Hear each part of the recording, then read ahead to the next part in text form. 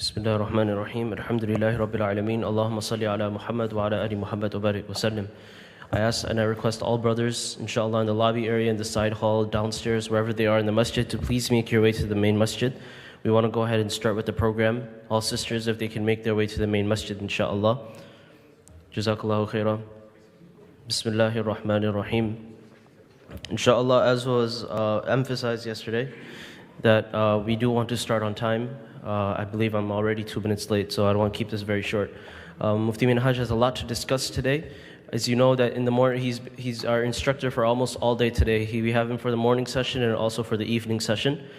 So he'll be discussing two topics today, which are very contentious in, for the most part, the world. And this is the halal issue and there's the hilal issue, which is the moon sighting issue and also the halal, the biha halal eating, our consumption.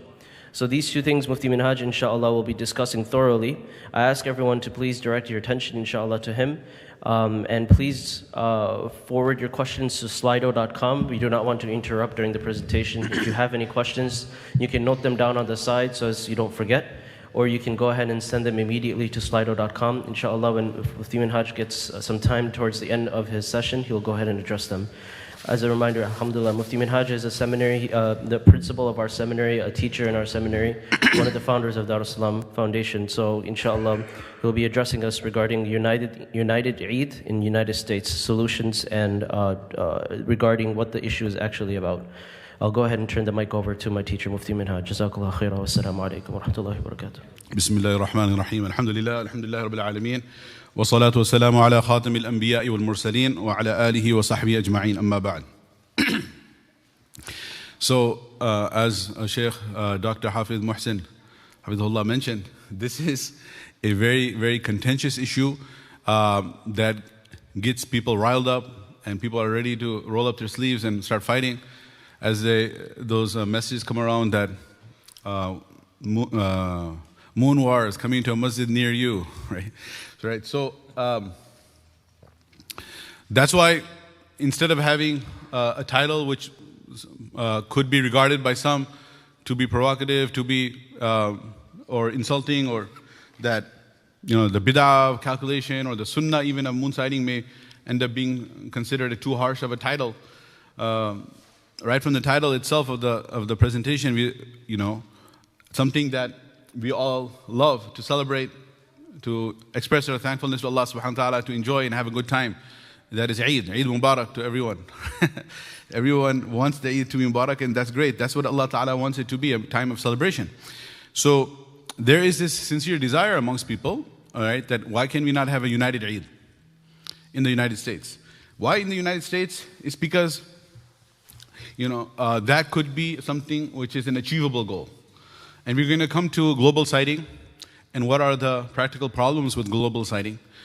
But in the United States of America, in these 48 contiguous states, part of North America as well as Alaska, it is possible for us, through education, that we, mashallah, end up having a united Eid in the United States. So that is our goal. Under the banner of the Sunnah, within the parameters of the Sharia, how can we resolve this crisis? And this is the same slide that I have in the beginning and I have at the end, because of the nature of how emotional this matter can be. That Dar es Salaam, we want to clarify that we love all of our Muslim brothers and sisters, irrespective of their inclination in this ijtihadi matter. Whatever their position may be, whether it's calculation, whether it's local sighting, whether it's regional sighting, whether it's global sighting, whether it's Saudi sighting, whatever it may be,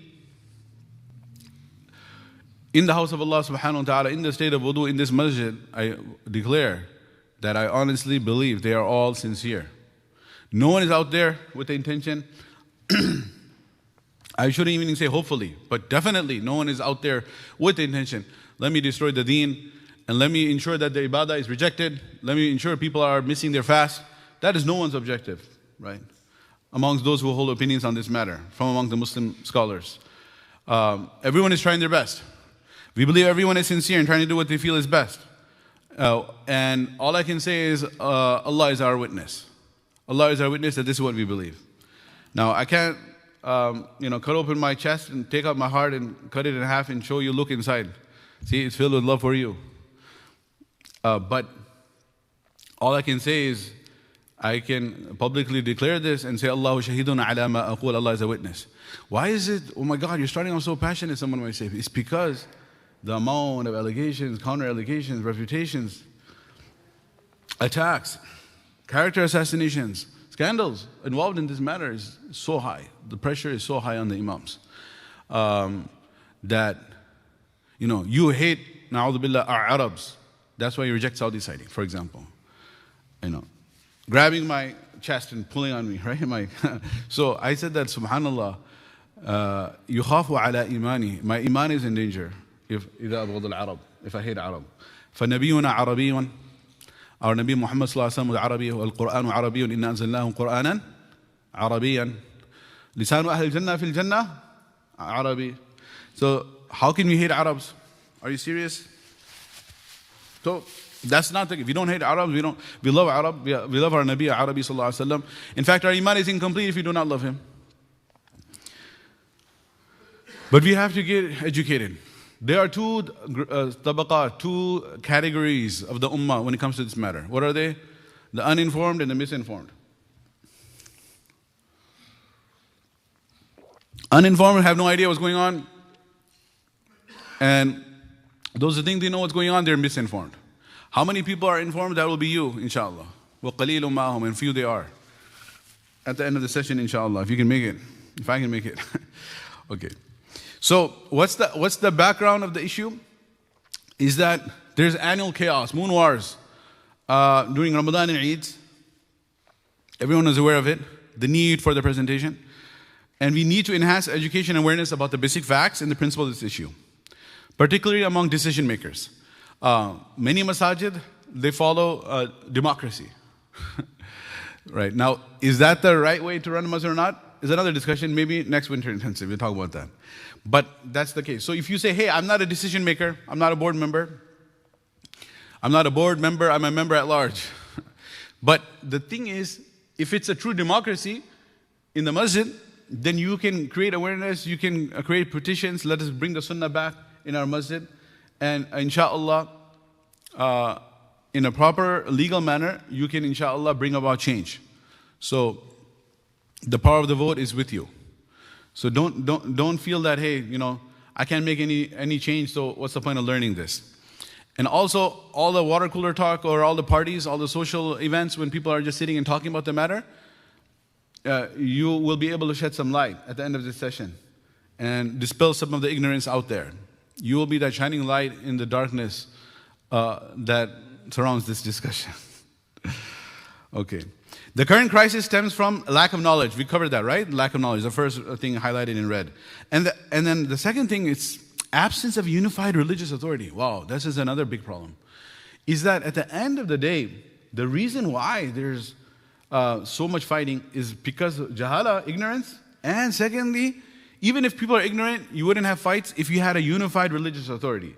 Which means that if there was a Amirul Mu'mineen, and that Amirul Mu'mineen, who's head of the political entity of the Muslim Khilafah, he appoints a Qadi al-Qudat, chief Qadi. The Qadi al-Qudat appoints the Qudat, the other judges in the Muslim courts. And then what happens is, he makes a judgment. Hopefully the correct judgment, possibly incorrect judgment. But he does make a judgment about the matter. Then what happens? The qaida fiqhiyya, the principle of jurisprudence is qada'u al-qadi yarfa'u al-khilaf. No matter how great your scholarship may be, and you may be the greatest muhaqqiq and mudaqqiq and a genius scholar, but keep all your opinions to yourself. Because the qaida fiqhiyya is, the principle of jurisprudence is, when the appointed qadi makes a judgment about a communal matter that affects the entire Muslim population, yarfa'u al-khilaf, all the difference of opinion is gone out the window. Your opinion doesn't count. Keep it to yourself. Because the unity of the Muslim Ummah is of paramount importance. So, for example, right now, those of you who are coming on Swift Road, there's a traffic jam with the Catholic Church, right? The Polish Catholic Church. This is the markaz of the Polish Catholic churches in nationwide, right? There's two buildings there, by the way. And maybe this is too much information. But one side is the national markaz of the Catholic Church, and in front of it is the local Chicago chapter.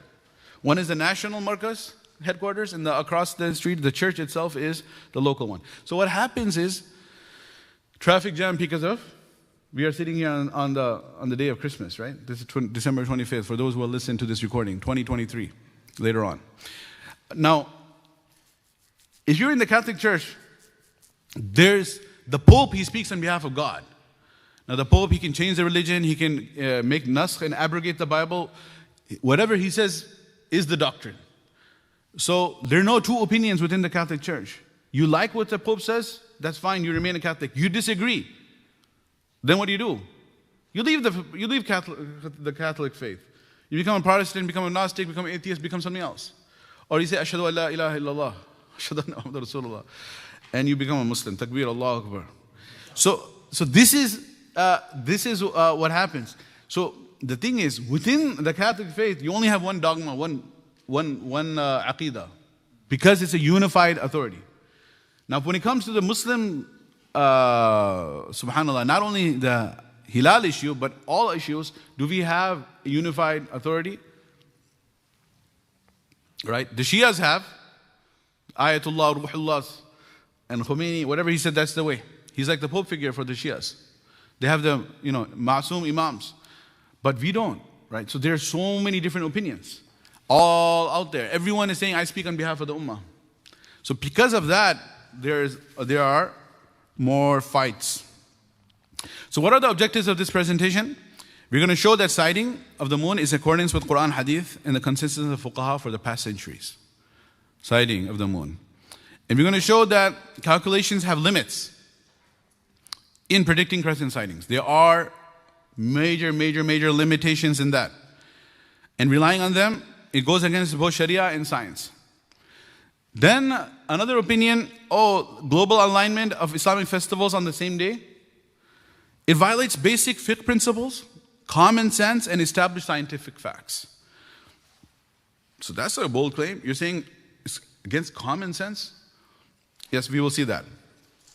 It's against common sense, right? And then we will prove that Eid al-Adha is independent of Hajj dates. The reason we have to do this is because the Fiqh Council of North America, it aligns Eid al-Adha with Hajj.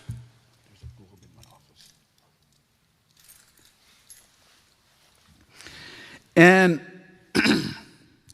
number 5, we want to conclude that uniting the Ummah on the Sunnah of moon sighting, this is the best way forward. Right? This is the best way forward to unite the Ummah on the Sunnah of moon sighting. So what's the agenda? I rephrase this in a very logical manner. Look, there's part 1. Part 1 is abandoning the moon sighting and determining the beginning of lunar months through calculation is against the Sharia. And if we are here for winter intensive, you feel that, these are Sharia students, Sharia scholars talking, this may be a lengthy part. Actually, this is going to be the simplest and shortest part. Talking about the fact that if we abandon moon sighting and we just go with calculation, that this is against the Sharia. This is going to be one of the shortest parts, simplest parts. You know why? Because when we are dealing with masjid boards, decision makers, members of the community, if we bring so many ayat of the Quran, so many ahadith of Rasulullah sallallahu alaihi wasallam, then we talk about Khulafa Rashidun, then we talk about fuqaha, Hanafi fuqaha, we can give 14 centuries of references. Hanafi, Maliki, Shafi'i, Hanbali, etc., all the fiqh text. Now those ayat about sighting the moon, all the tafasir. Those ahadith about sighting the moon, all the shuruhat commentaries. You can volumes write on part 1. But guess what? It's an exercise in futility. Why is it a wasteful exercise? The reason is because your audience, the pro calculation folks, is it because they don't believe in Allah? No, they believe in Allah. Do they don't believe in Rasulullah? They believe in Rasulullah. They say La ilaha illallah Muhammadur Rasulullah. They don't believe in fiqh and tafsir and hadith? Yes, they do. But the reason it's going to fall in deaf ears is not going to make any impact is because Their eyes are covered and their ears are blocked because they're saying that's all great and that's all good and that's all fine and that's all correct, but it is all obsolete. It was great in that time.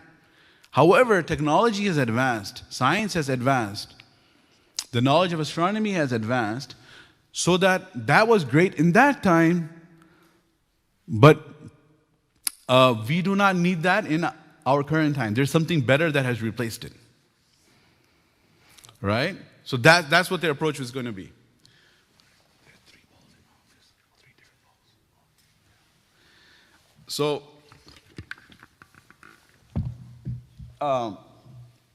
it's blocking the view of you guys, so I'll keep it here for now. I'm going to bring that up later, right?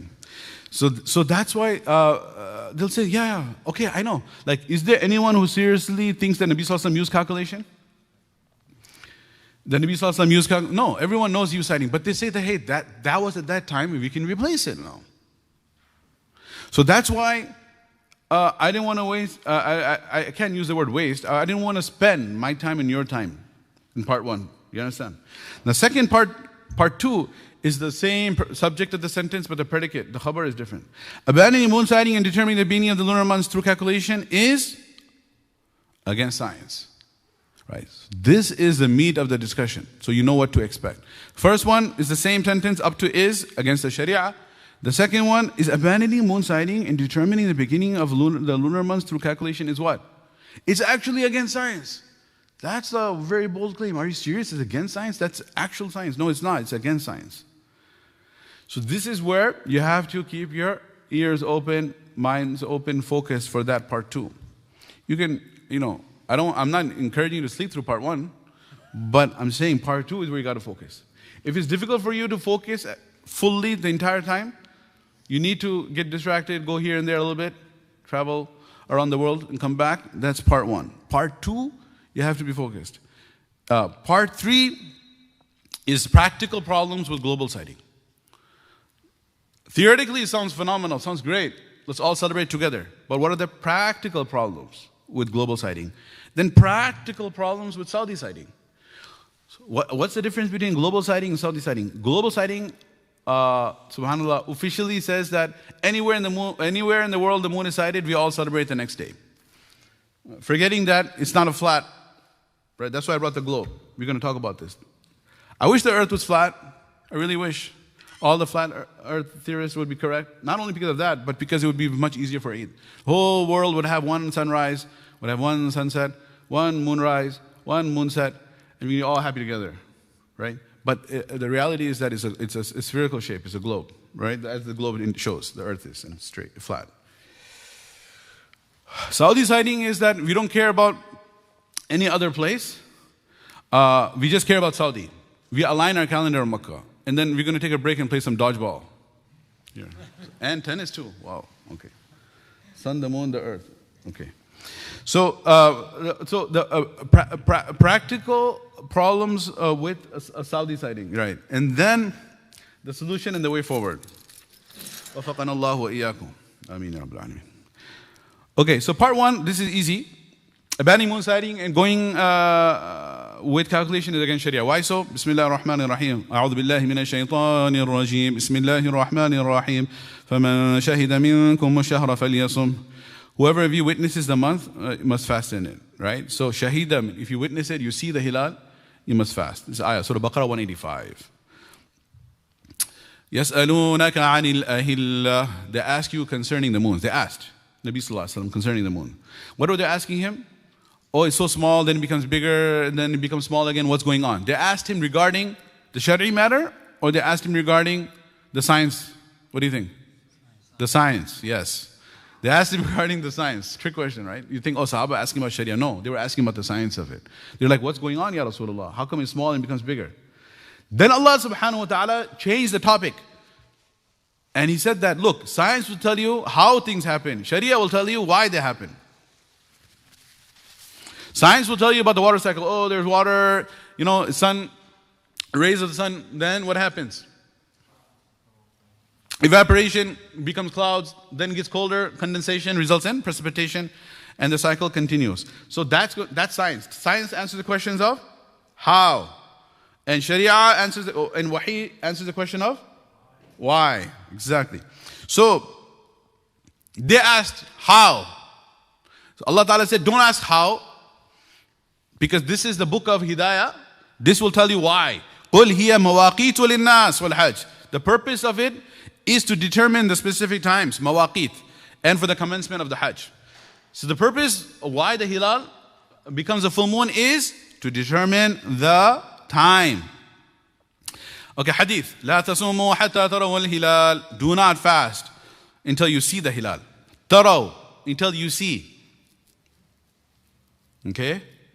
تروا, ru'ya, from the eye. What do you see with the eye? That which is visible. What is visible? The hilal. The crescent is the visible first moon. Okay? So, we're going to come to it, but heads up is that there is a birth of the moon. And the birth, when the moon is born, it's called conjunction. And the birth of the moon, when the moon is born, it is invisible. Can't see it. After some hours pass, when the age of the moon is approximately around 24 hours, is one of the parameters of the 4 we will discuss, then the chances of it being seen begin to increase. Okay? So whenever people say, the Quran also says that the moon is moving on its fixed orbit, الشمس والقمر بحسبان, there's hisab there, is referring to the conjunction. It's referring to the birth of the moon, the invisible moon that you can't see. It can be calculated precisely. It can be. I'm not saying cannot, but rather it can be computed. For what? Next 10 years, next 100 years, next 1,000 years. Exactly when the moon is going to be born. Okay? But over here, the hadith is very clear that the month does not begin with the birth of the invisible new moon, rather by sighting the crescent. And as we shall see, all of the scientists who have any knowledge on this matter, from Royal Greenwich Observatory in the UK to the Naval Observatory in the United States in Washington, D.C., all have a consensus. There is no calculation algorithm that can accommodate all of the variables and give us a 100% proof calculation model to determine the crescent visibility. This is what the hadith says. Do not fast until you see the hilal. It's a very, subhanAllah, rigorously authenticated from the sanad, as you covered yesterday, as well as explicit in its meaning. It doesn't say, when you see it, fast. That's there too. Sumu li ru'yati waftiru li ru'yati. Fast when you see it. But over here it says, do not fast until you see it. Leaving no scope, no wiggle room.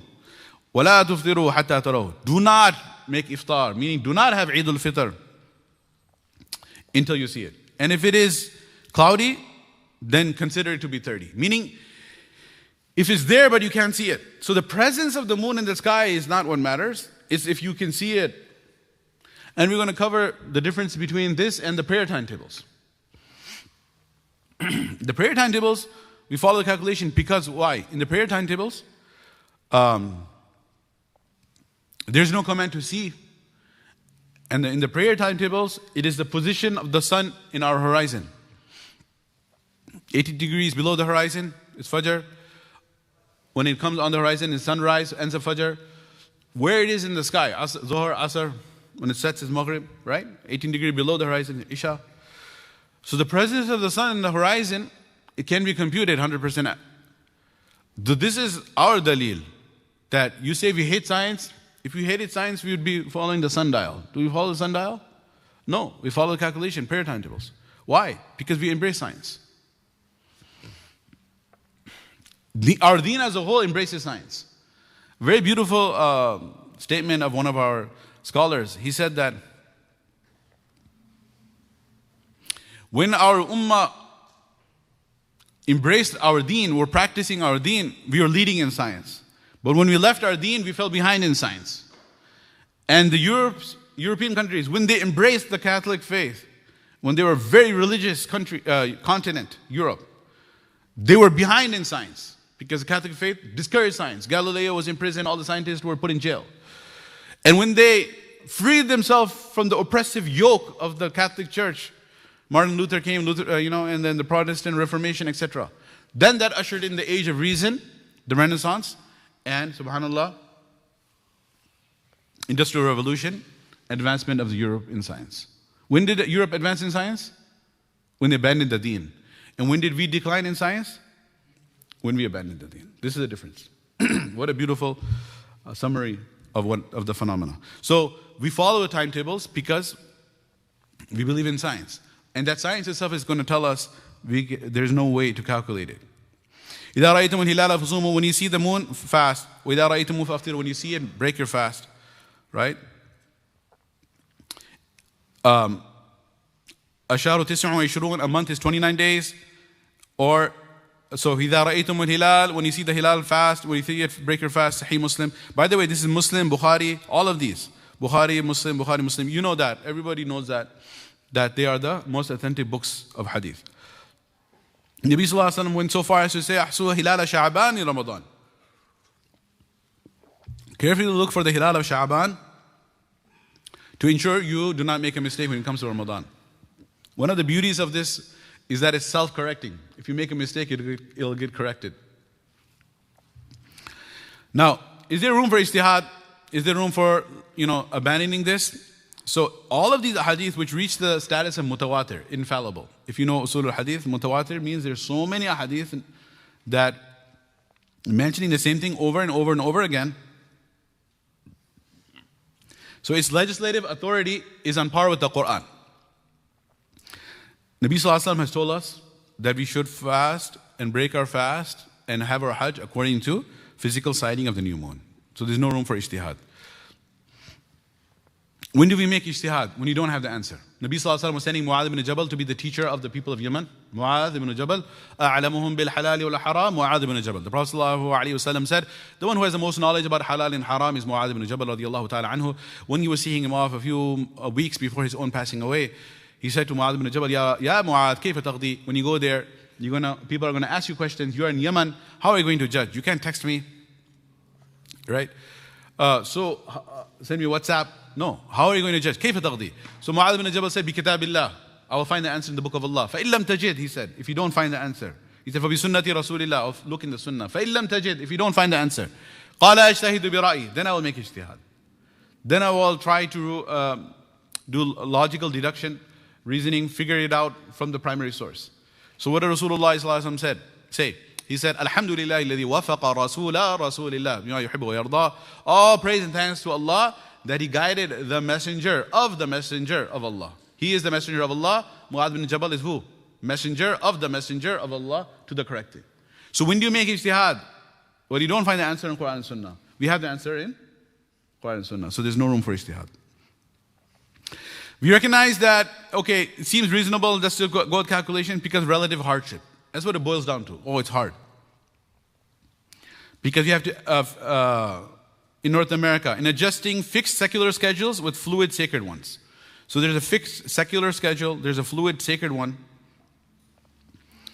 So the presence of clear and ambiguous text from the sound hadith makes ijtihad untenable. We cannot make ijtihad because it's clear and authentic hadith. Somebody might say the same thing about salat times. I want to have a fixed schedule. Whether summer or winter, my work starts at 7:30, the job. So let my fajr be at the same time. Right. No, it's based on celestial phenomena, right? So that's how the Eids are as well. Abstaining from reprehensible innovations in matters of religion. You guys covered this in the whole bid'ah talk. Did you know with Mawlana Yusuf? Yeah. So, alaykum bi sunnati wa sunnatil khulafa'i rashidin. Follow my sunnah in the way of my rightly guided khulafa. Addu alayha bin nawajis. Hold on to it firmly with your molars. Iyakum wa muhdathatul umur. Beware of newly invented matters. So calculation is definitely a newly invented matter. What did the Prophet ﷺ do? What did the Khulafa Rashidin do? They all followed moon sighting. Okay. Then we have after them 14 centuries of scholarship. Scholarly consensus or ijma', they have accepted moon sighting as a way to keep the sacred calendar of Islam. Whether it was Abu Bakr, whether it was Umar, whether it was Uthman, whether it was Ali radiyallahu anhum ajma'in. Whether it was Hanafi, Maliki, Shafi, Hanbali, all of them. Now, this point is interesting. The last point I just added. This is despite the fact that scientific calculation methods for the timing of the birth of the new moon have been known to Muslims for many centuries. It's not something new. Astronomical calculation is not medieval thing. It's an ancient knowledge. Not from medieval times or from the time of Nabi Sallallahu Alaihi Wasallam. Centuries before the Prophet Sallallahu Alaihi Wasallam. From the time of the Babylonians. 18th century BC. So calculations were around in the time of Rasulullah Sallallahu Alaihi Wasallam as well. Now, the gist of showing that it's against science is, with science you cannot predict when the crescent will be visible. But somebody may, before we get there, we have to establish that the beginning and ending of the months in Islam is based on the crescent, not on the invisible moon. Because, as I told you already, the invisible moon, can we calculate it? Yes. So, just like namaz times, salah times. But it's not the invisible moon, it's the visible crescent. So hilal, what is hilal? Hilal is a visible crescent, not invisible birth. Linguistically, Khalil bin Ahmed is a very great linguist in the Arabic language. Because why are we going to linguists? Because the word hilal comes in the hadith. So what does hilal mean? Let's look at the actual dictionaries. Hilal is the first light of the moon when people see the crescent at the outset of a month. Right? Lisan al-Arab, Ibn Mandur al-Afriqi is a lexicon, big dictionary, volumes. He says hilal gets its name from the cry of joy that those who saw it uttered upon seeing it. It's a cry of joy. Like the first cry of the baby when it's born, when it takes the first breath, it's from the same root word. And when you see the moon, you say, Allahumma ahillahu alayna bil yumni wal iman wa salamati wa salam rabbi wa rabbukallah hilal rushdin wa khair. The dua when you see the new moon. Halal hilal. In Arabic, halal hilalu means the crescent was born. It appeared. Zahara. It became apparent. Yahullahu nas. The crescent is a new moon when people see it. Crescent moon is something that's seen. It's a physical phenomenon that upon seeing it, people tend to cry for joy. Halla, it means to cry out. Like the baby cries. It's also a symbol of Islam. Not an invisible moon. That's not much of a symbol. Right? What are you going to... You just have a flag with nothing on it and say there's an invisible moon there. You can't see it. It's our secret. Since the time of Soldier Church, the crescent moon has been a sign of Islam. So for relief work, we have the red crescent. National flags. You see Pakistan flag, Pakistan Zindabad, right? And you have it on top of the domes of the masajid. You have an invisible moon or you have the visible crescent. Visible crescent. Okay. Over here, this is quoted this on the bottom. You see Imam Hamza Yusuf. You don't want to plagiarize, right? Imam Hamza Yusuf, Hafidhullah, in his book Caesarean Moonbirds. He wrote this book when he resigned from the Fifth Council of North America in 2006 in protest when the Fifth Council of North America went with calculations. He was so disgusted, he resigned, and then he wrote a whole book in refutation. It's called the Caesarean Moonbirds. All right? And why he calls it Caesarean and the reason, Wajhu Tasmiyah, the reason behind the name is very interesting. Because he's saying, hey, this is from the time of Caesar's calculation. It's not a new thing. So he says, many modern Muslims, even those who are highly educated, all of you are highly educated here, believe there has been great advancement in observational astronomy. Yes, the telescope has undeniably enabled modern man to penetrate the heavens in unimaginable ways, right? But, however, naked eye astronomy has changed very little. The truth is that observational astronomy, for all intents and purposes, has advanced little in the last few thousand years. More than 2,000 years ago. Nicaea, this comes in the Council of Nicaea, in Aqidah of the Trinity. But 125 BC. Back then, the scientists determined the length of the average lunar month to be within 1 second of today's accepted value. Right? They gave accurate calculations of the inclination of the ecliptic, the equinoxes, right? So many ancient cultures predicted accurately the conjunction of the sun and the moon, and they could foretell eclipses. So this is an ancient science. All of the Abrahamic religions are rooted in the mystery of time. Sacred timekeeping is central to Judaism, Christianity, and Islam. Again, this is Hamza Yusuf speaking.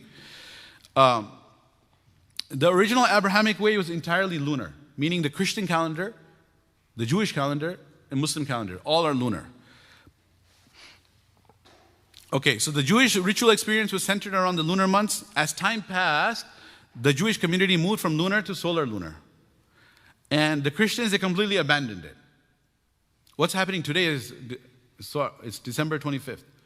December 25th has nothing to do with the birth of Jesus Christ. Isa alayhi salam, Masih. So what happened? The statement, when in Rome, do as the Romans do? That's exactly what the Christians did. When in Rome, they did as the Romans did. This was a Roman holiday, pagan holiday. So they made it into a Christian holiday. So anyway, they gave up. That's another whole chapter of, not a chapter, a whole book about how the Christians completely, 100% abandoned their faith.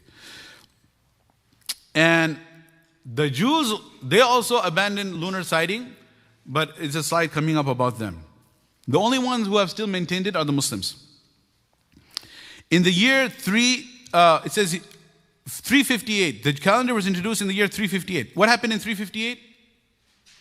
The Jews moved from a lunar calendar to calculations. Wait, let's go back. Yeah.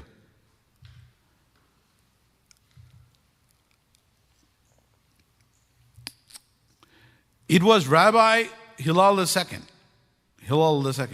He first introduced to Judaism a new moon based upon calculation and not actual physical sighting. So, leaving moon sighting and going with calculation came in the year 358.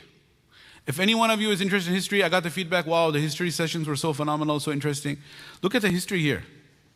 More than 1,000 years, the Jews were following the calendar based upon naked eye observation. 1,000 years, they did the Sunnah of moon sighting, the Yehud. Then the Roman Emperor Constantinus, right, from 337 to 361, he persecuted the colonized Jews, and it intensified. They could not communicate to each other the sighted moon. So if they are moon sighting representatives, looking for the moon, they could not communicate to each other. Why? Because of the oppression. So then the rabbi came and said, okay, forget about it. There's a principle in our deen to ad-dururat tubihul mahdurat. If there's an extreme necessity, impermissible becomes permissible. So because it's a state of war, we are being persecuted, we cannot communicate, let's leave the sunnah of moon sighting and go with calculation. But the problem is, after the persecution was uplifted and they could go back to communicating with one another, what did they do? They still stuck with that. 1,648 years later, the Fiqh Council of North America also abandoned sightings and reintroduced calculations in 2006. So we were 1,648 years late. This was a prophecy of Rasulullah sallallahu alaihi wasallam. See, the Jews never returned to their original tradition. They continued with calculations. Our Prophet sallallahu alaihi wasallam clearly warned us, do not follow the Yehud and the Nasara. They abandoned their prophetic practices, you better not. And he also informed us, sadly, many Muslims are not going to heed this advice. They're going to follow their erroneous ways. And when we are now predetermining our lunar months through calculation, what are we doing? Fulfillment of the prophecy of Rasulullah sallallahu alaihi wasallam. Prophet sallallahu alaihi wasallam said, you will be following the Yehud and Nasara. Exactly, handspan by handspan. If they go down a lizard's hole, you will very excitedly go down the same lizard's hole. The Sahaba said, who are you referring to? The Yehud and Nasara? Nabi sallallahu alaihi wasallam said, if not them, then who? So this is bad enough. I'm avid, student of history, so I found that very fascinating when I read that. I was like, wow, calculations. There's a lot of stuff you can learn there. You learn that, well, it's not 2006 is not something new. This has been happening thousands of years ago. It's also, subhanAllah, they were on the lunar calendar and then they went to the calculation. Wow. But then, did that ever happen in the Muslim Khilafah? Yes. You know when? When the Shias took over. When the Ismaili Shias, the Fatimid dynasty, they took over Egypt, they instituted under the General Jawhar in the year 359 Hijri calculations for a short period of time. Who destroyed the Fatimid dynasty? Salahuddin Ayyubi, rahmatullah alayh, brought the Sunni Islam back. Before he conquered Masjid al-Aqsa, Jerusalem, he also freed Egypt. So they tried to force upon the Muslim community calculations, but it was rejected by the scholars of the time as an unacceptable innovation. So it also tells you that Calculations were around. Otherwise, how can you go with calculations? If calculations are something brand new, how could you go with it back then? They were only doing it because it was around. So calculation around. If you have to dispel this myth, this false understanding that this is a new thing. It's not a new thing. It always was there. The Qadi of Barqa was put to death in 953 CE. Why? Because he observed the fast of Ramadan by sighting the new moon instead of following calculations. We literally have a shaheed for moon sighting.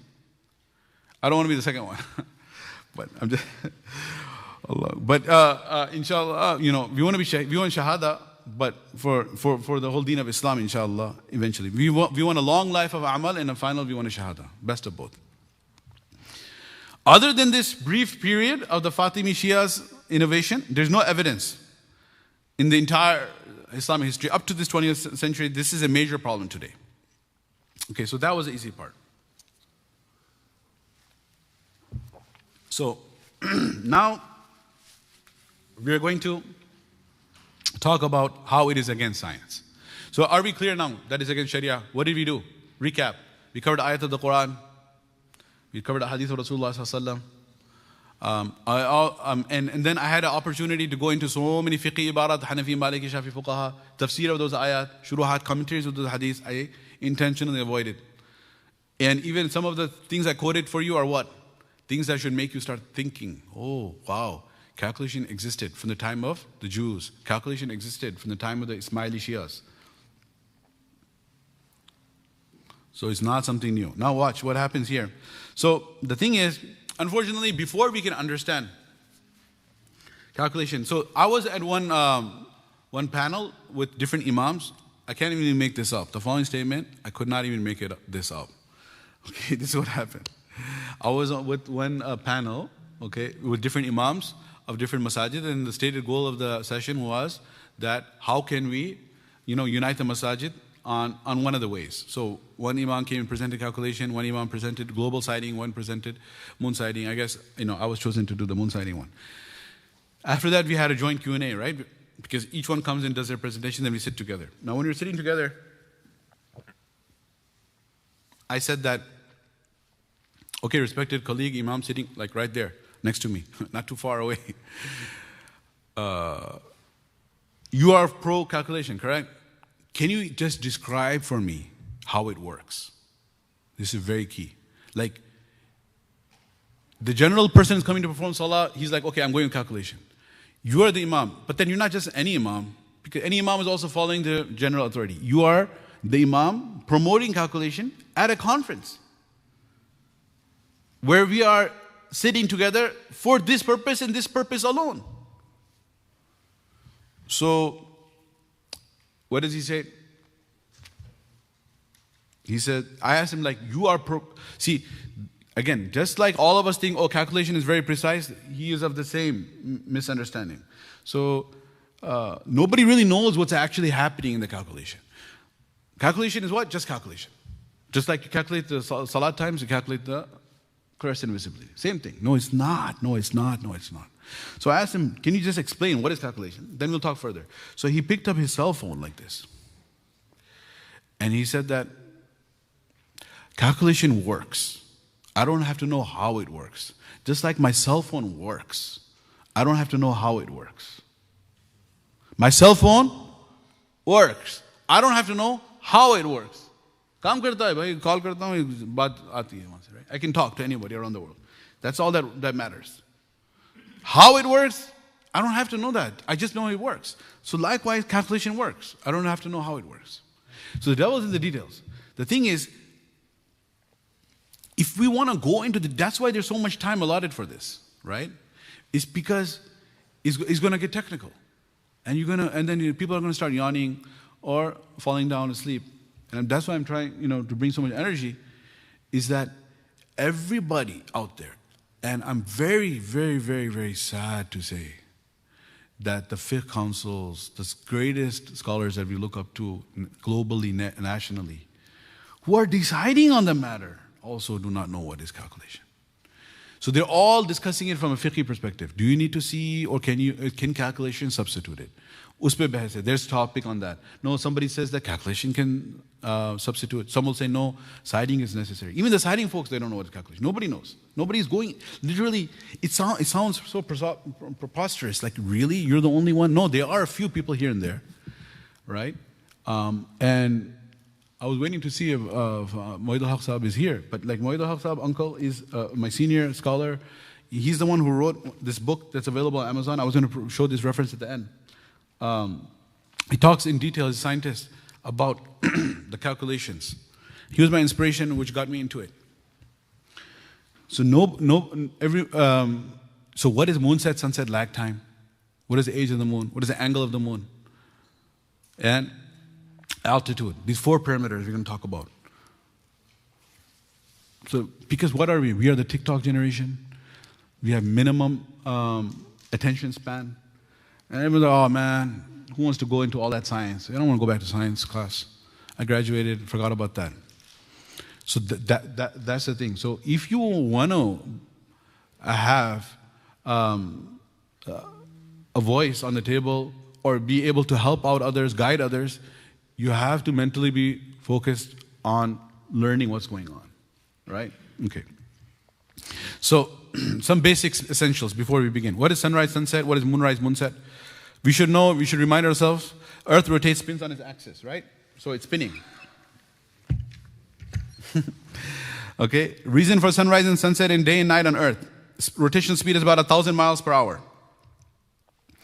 And it orbits around the sun 365.256 days, right? That's why you have your leap years.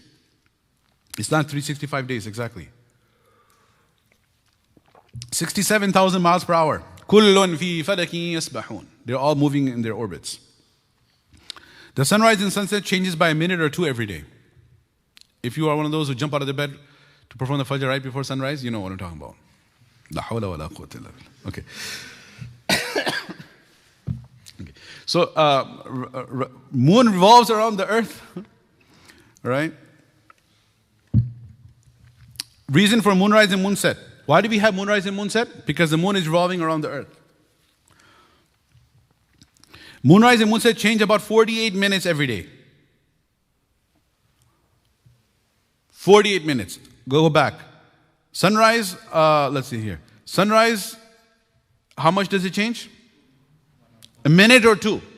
Minute or 2, sunrise changes. Moonrise changes how much? 48 minutes. It's all about numbers. If you're not in numbers, good luck. All right. All right. So, it changes 48 minutes. So what's happening? You'll see what's going to happen. Beginning of the month and end of the month, the sunrise and moonrise happen very close. Beginning of the lunar month and end of the lunar month. Sunrise, moonrise together. Moonset, sunset together. Right? Middle of the month, it's opposite. Complete opposite. Moonrise is close to sunset. Moonset is close to sunrise. It's complete reverse. In the middle. So, now, why is this important? A lot of data here. Okay, good. You can see my cursor, right? So, this is my pointer. What I want to show you here is, we don't have time to go over all the data, but see here, this is Shaban 29:30. That's important. Kal roza nahi hai bhai. What's up? Tomorrow we have to fast. We don't have to fast. Shaban 29:30. Look at this. Sunrise 6:05, moonrise 6:49. They're close. Sunset 8:04, moonset 8:55. They're close. Okay? And then in the middle, they're exact opposite. Sunset 8:16 p.m. in the night. Of course, the sun is setting in night. But the moonset is in the morning, 5:58 a.m. These are, again, all additional information. I want to limit it to super necessary information. What we need to see for us is, when you have the beginning of the lunar month, we don't even know, right? I'm assuming we're coming from 0 or we're coming from negative information. So, hey, you're supposed to sight the moon, right? Most of, mashallah, young kids here. So, when do you sight the moon? Maybe the older uncles, if they were here, they would remember in their childhood. When do you sight the moon? Anyone know? Do you go out at Zohar time? Do you go out after Fajr? When do you sight the moon? Middle of the, no, you sight the moon after Maghrib. At Maghrib time. If you want to see tomorrow's Eid or not, is tomorrow Ramadan or not, the time to sight the moon is after Maghrib. Okay? Because the beginning of the lunar month, the simple reason why you cannot see the crescent in the day is because it's very thin and the illumination of this bright, huge, gigantic star called the sun, it brings so much light in the environment, you're not going to be able to see the crescent. You need sufficient contrast between the brightness of that crescent and the darkness of the background to be able to see it. Sufficient contrast. So what happens is, when the sun is up, no way you're going to see it, the crescent. Then when the sun sets, there's something called twilight, right? Shafaq ahmar, the redness on the horizon. It disappears at 15 degrees. Then you have whiteness on the horizon, shafaq abyad. That disappears at 18 degrees, when the sun is 18 degrees below the horizon. When it's at 0, it's setting, -1, going down, -2, -15, all the redness goes. Have you ever seen a sunset?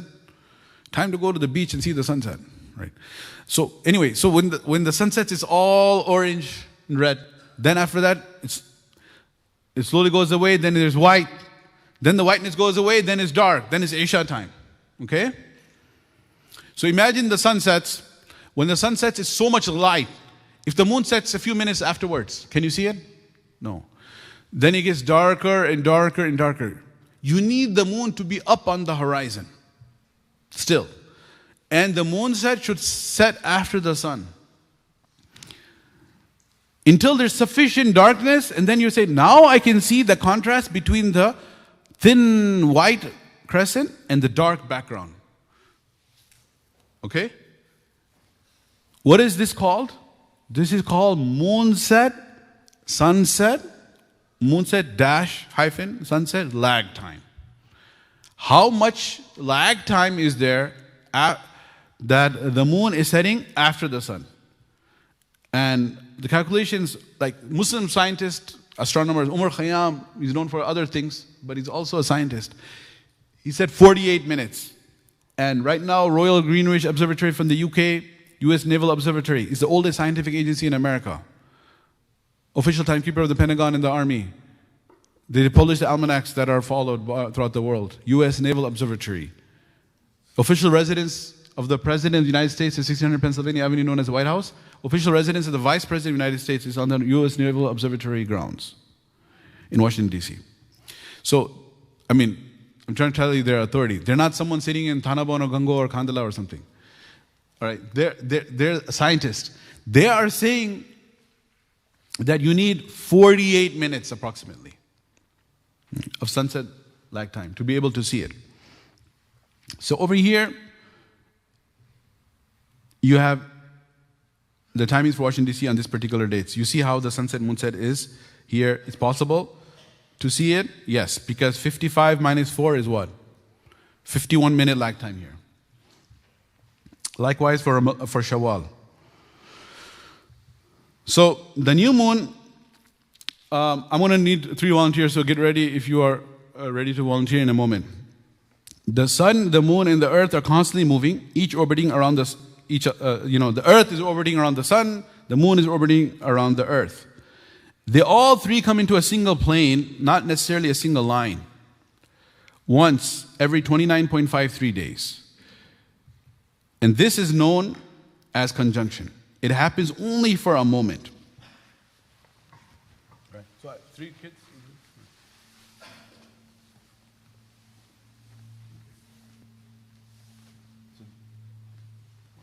Sorry. All right. So those who are listening online, they have to use their imagination, right? So what happens is, you see this orange ball? Sone wale sare jag gaye, right? Okay. So this orange ball is what? The bigger one is the sun. Right? This is 75% water, so this is what? Earth. Okay. And this thing, they asked me, should I put tape on it and make it white? I said, it's okay. This is going to be the moon. So the moon is orbiting The earth. And the earth is orbiting the sun, right? So now what happens is,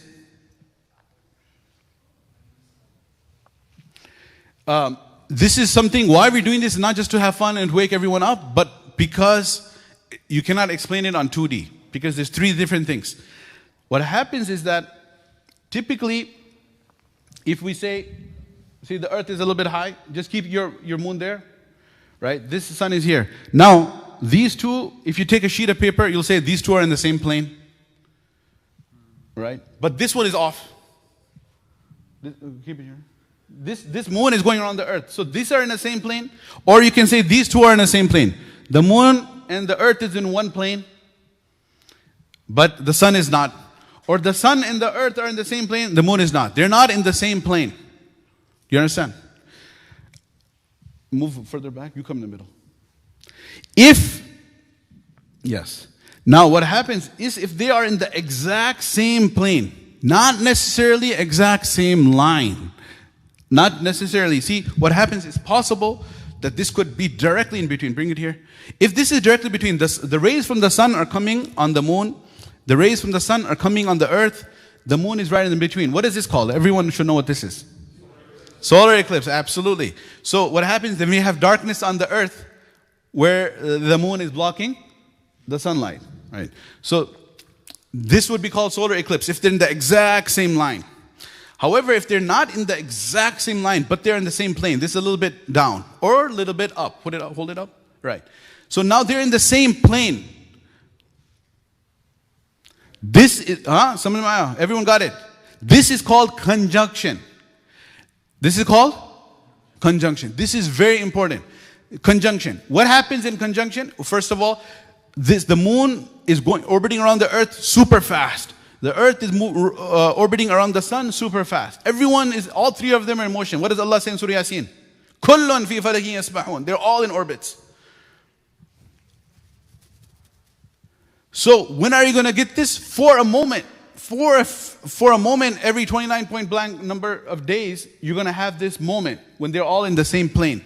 And that, 29.53 days, it happens. And that moment is called conjunction. That's one thing to know. When this conjunction happens, what happened? You know, you have, it's a boy, it's a girl. Over here you'll say, it's a moon. Right? So, this is the birth. Mubarak. Birth of a new moon. It's a moon. Now, another point to note at this juncture. Yeah, it could be here too. Okay, so then the thing is, another thing to note is, moonrise, moonset, sunrise, sunset is a local phenomenon. It happens at every place differently. But the birth of the new moon, the whole world celebrates it together. It's one moment for the entire planet Earth. That's one thing to note. Okay. Another thing to note is, okay, I mentioned it's very quick, and it's the one moment for the entire planet Earth. Oh yeah, we've been talking about the fact, I've been saying it many times, that is it visible or invisible? Invisible. Now you can see it. How do you see? See, half of the moon is facing the sun. That half is what? Light, illuminated. And the half that is facing the earth is what? It's dark. That's why when it's born, you cannot see it. Exactly. Okay. Now, what's going to happen is going to move. As it gets out of the plane, out of that one plane, as it's moving the moon, then a little portion of its slice of it is going to become illuminated, and we can start seeing it. That first slice of the moon that you see is called what? Crescent, the hilal. It's called the crescent, in Arabic, the hilal. And I'm not going to keep them up.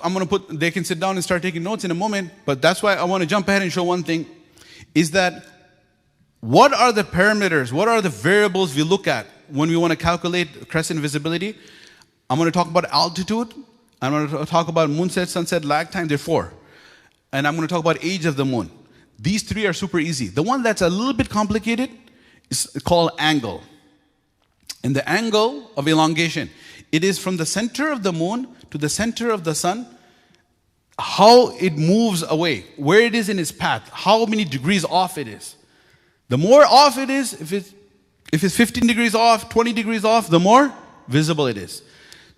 If it's just 1 degree away from a conjunction, you can't see it. 2 degrees away from conjunction, you can't see it. 3, 4, 5, 6, 7. Scientists say you need a minimum of 10 degrees of elongation for you to be able to see the moon. This is one of the 4 parameters. So the angle of separation of the center of the moon from the center of the sun must be 10 degrees. So this is the separation. As it continues in the path, either this way or this way, it's going to be 10 degrees off. Jazakallah, you can have a seat.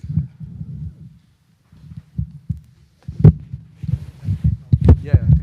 Whatever I showed for those listening online, it's going to come in the slides as well.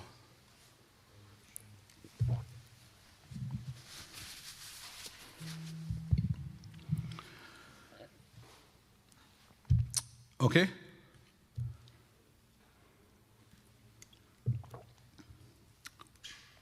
Can everyone read what's on the screen? Okay.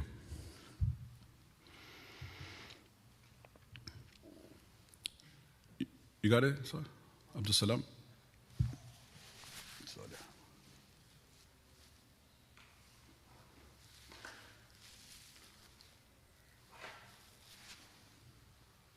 Okay, moving forward. I'll give you the slides. I think all the registered students will get it. But I don't want to say that maybe you won't get it. Because if I say you're going to get it, then you'll stop writing. Aare, baad mein dekh lenge. Right? No. So you just pay attention, inshallah. The moon in this position is known as a new moon, beginning of a new lunar cycle. It's birth of it's a moon. Somebody has balloons, it's a boy, it's a girl. You'll see it's a moon. No portion of the new moon is visible, and lighted half is fully away from the earth. Didn't we just see that? We saw that, right? Okay. Visibility is 0. And it gradually increases until it becomes a new moon. So, mashallah, see here? That's your, Allah, look at that sun, subhanallah. How scary, how much fire is there, it's burning. Allah Akbar. Look at that. Imagine, Allahumma a'tiq riqabana wa riqaba abaina wa ummahatina minan nar. May Allah protect us and our parents and our children and our loved ones and all the believers from the fire of Jahannam. Scary. Okay, so that's the sun. And then you have your new moon here. In this example, it seems to be right in the middle, so it could be what? Solar eclipse. Okay.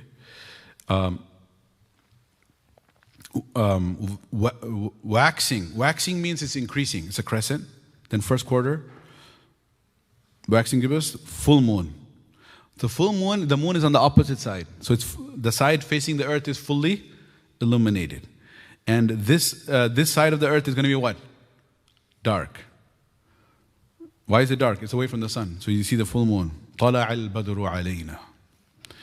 And then the full moon has risen upon us. Then you have waning gibbous, last quarter waning crescent. This is a cycle, okay? This shows the arrows. So, can we compute exactly the new moon? Yes. Can we do the computation and figure out when is it going to be a crescent? No. So these are sample new moon times. Okay, you know one thing I want to show you here is look at the length of the lunar cycle. 29 days, 13 hours, 55 minutes. 29 days, 11 hours, 60 minutes. 9 hours, 14 minutes. 7 hours, 56 minutes. There's a lot of information here. What information am I highlighting? I'm highlighting the fact that every lunar cycle is unique.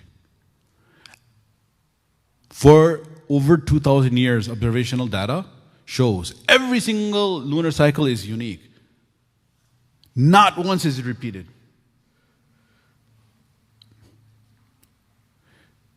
So we're not trying to make it more complex than it is. Allah made it that way. There's so many factors. I mean, hey, it's the moon going around the earth, right? It's the same thing. No. Gravitational forces, voila. So many forces that we understand, so many that we don't understand. Every single lunar cycle is unique, like a fingerprint. Allah Ta'ala says in the Quran 1400 years ago, أَيَحْسَبُ الْإِنسَانُ أَلَّن نَجْمَعَ عِظَامًا. Human beings think we can't put the big bones back together again? Bala, why not? قَادِرِينَ عَلَىٰ أَن نُسَوِّيَ بَنَانَا. We shall recreate your fingertips. People are wondering what's so unique about a fingertip. Now we know what's on the fingertip. Biometrics, right? Our unique identifier. So Allah Ta'ala, if He can make each fingertip unique and He make all the zebras have their, that's why we got the barcodes. Where did He get the QR codes from? from the zebras, right? That's where we learned it. So each zebra is unique, each barcode is unique, each QR code is unique, fulan is unique, fingertip is unique, each lunar cycle is unique. It's not the same. Variation in length of lunar cycles. So in this 21st century, shortest was 29 days, 6 hours, 35 minutes. And the mean is there. Mean meaning it's not a mean and cruel. It's the arithmetic mean. Okay. And then you have the longest is 29 hours. 47 minutes. Okay, 19 minutes. That's supposed to be M. 19 minutes and 29 days. Sorry, D. 29 days, 19 hours, and 47 minutes. So the key thing to is 6 hours and 19 hours. 6 ghante or 19 ghante kidhar. Look at the difference. So that means that, hey, is it always the same? No. New moon can occur any time of the day. And there's one time for the entire globe. It can occur any time of the day. When are we going to see it? After sunset, potentially. If not one day, then the next day. But when does it happen, the new moon? When do you see the crescent? After Maghrib. But the new moon occurs any time. It can be calculated precisely in advance. All right, these are some useful websites. Okay? So we have the planet Earth, right? So what happens is that it's rotating. The new moon occurs. After the new moon occurs, as the Earth is rotating this way, at one particular point, it will be sighted first on the planet Earth. And whenever it's sighted at any point A, it will continually be sighted at point B if B is west of A. As you go west, this is something that's going to be explained over and over again. As you go west, all of the factors that affect crescent visibility improve. What did they do? Improve. So as you go west, you can see it easier and easier and easier. The altitude increases. Moonset, sunset, elongation, and lag time, age, everything increases. So when you see it for the first time on the planet Earth, after that you will continuously see it on every point west of it. And covering the entire globe in how many hours? 24 hours. In 24 hours, the moon will be sighted across the globe. However, those 24 hours most likely will cover 2 calendar dates. Why? Because of something called the IDL, International Dateline. The International Dateline is right in the middle of the Pacific Ocean, the least populated part of Earth. Diametrically opposite the London Greenwich Mean Time, right through Greenwich part in London, Prime Meridian. Opposite the Prime Meridian, you have the IDL. So wherever the moon is sighted, it'll be sighted every point west of that over 24 hours. But this will end up being 2 calendar dates. I'm just giving you a heads up. Think about that. The only way you will have globally Eid on one day is a scenario where, say, for example, the sun sets in Makkah. Let's start with Makkah. The moon is not visible. Then you go in Africa, moon is not visible. You go to Europe, moon is not visible. Factors are not ready. Then you go to South America, it's not visible. North America, it's not visible. Then you go to Honolulu, Hawaii, it's not visible. As soon as you cross the international dateline in Fiji, now the moon is visible. Key thing is not before and not after. Only at that point it becomes visible. Who created the ideal? Is that something that is created by Allah or human convention? Human convention. So there the calendar date starts, right? At that point from Fiji it should be visible, not before. After that, what's going to happen as you go further west? Indonesia? Malaysia? No. Japan? Tokyo? It's going to be visible. Australia is visible. New Zealand is visible. India, Pakistan, subcontinent, Iran, Saudi is getting more and more visible. After that, every point west is more and more visible. So what will happen? Everyone will have Eid the next day. Okay? But any other scenario, you'll have Eid over 2 days. In fact, if the entire world prays Eid at the exact second, it'll be 2 days. Because there's 2 calendar dates at any moment in time. Okay, so these are the phases of the moon. I'm going to skip over this for now, okay, because this is just basic science. This is, okay, my dear sisters, my dear online audience, you could not see our young brothers who stood up, our volunteers. This is for you, and this is for everyone else, like a repetition. Beginning of a lunar cycle, this is a typical configuration. Where's the moon? Between the sun and the earth. What's happening right now? If they're on the same plane, conjunction. It's conjunction. But you know what the problem with this screen is? It's 2D, right? So that one of those three is popping out. Imagine the moon is either further down, deeper, or it's popping out at you. Then they're not in the same plane. As soon as they're flat, like on the screen, then what happens? Then they'll be in the plane, right? Yeah. Okay. Sunlight is coming on the moon. Observer is looking from planet Earth. Okay, middle of the lunar cycle is like this. The other way, the moon is on the other side. Okay. Now, the term new moon is used for the moon when it becomes visible for the first time after its birth. This is UK's Nautical Almanac Office. New moon is about the physical position of the moon, and the crescent is about its visibility. There's a gap of several hours, about 15 plus, between the new moon and the crescent. So after the new moon, before it's visible, there's about what? 15 plus hours. Actually, to be safe, they say it should be around 24 hours to be really safe. With 15 hours, you're talking about binoculars or super powerful telescopes. Then it'll become visible. Naked eye, you need around 24-hour age.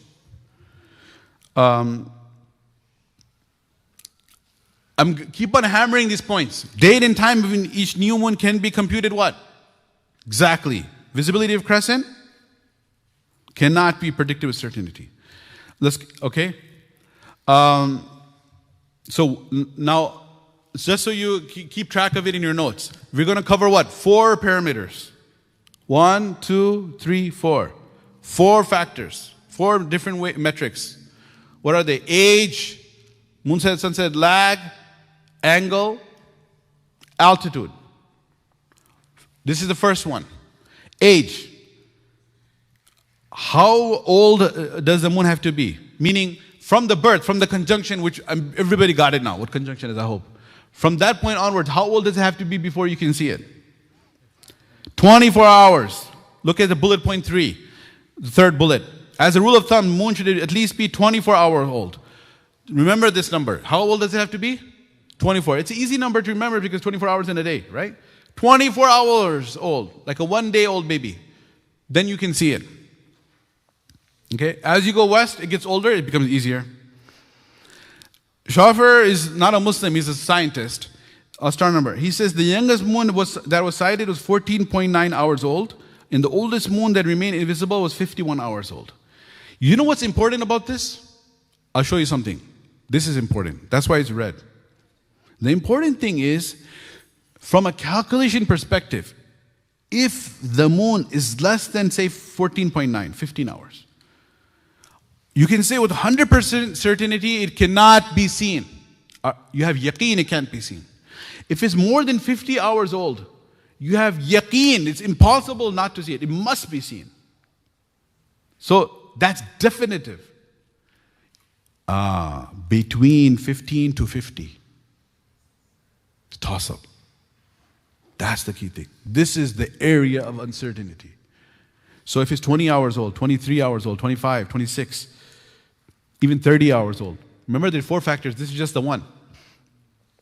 So what happens is, if it's in between, can you say for sure it will be sighted? No. Can you be for sure it can't be sighted? No. It's a toss-up. You don't know. Scientifically, you don't know between these 2 numbers. Because the angle plays a role, the altitude plays a role, the fulan plays a role, fulan. Physiology of the eye, altitude on earth, where you're looking from, all these factors. And this area of uncertainty on certain occasions, it encompasses the entire globe. The whole earth is uncertain right now.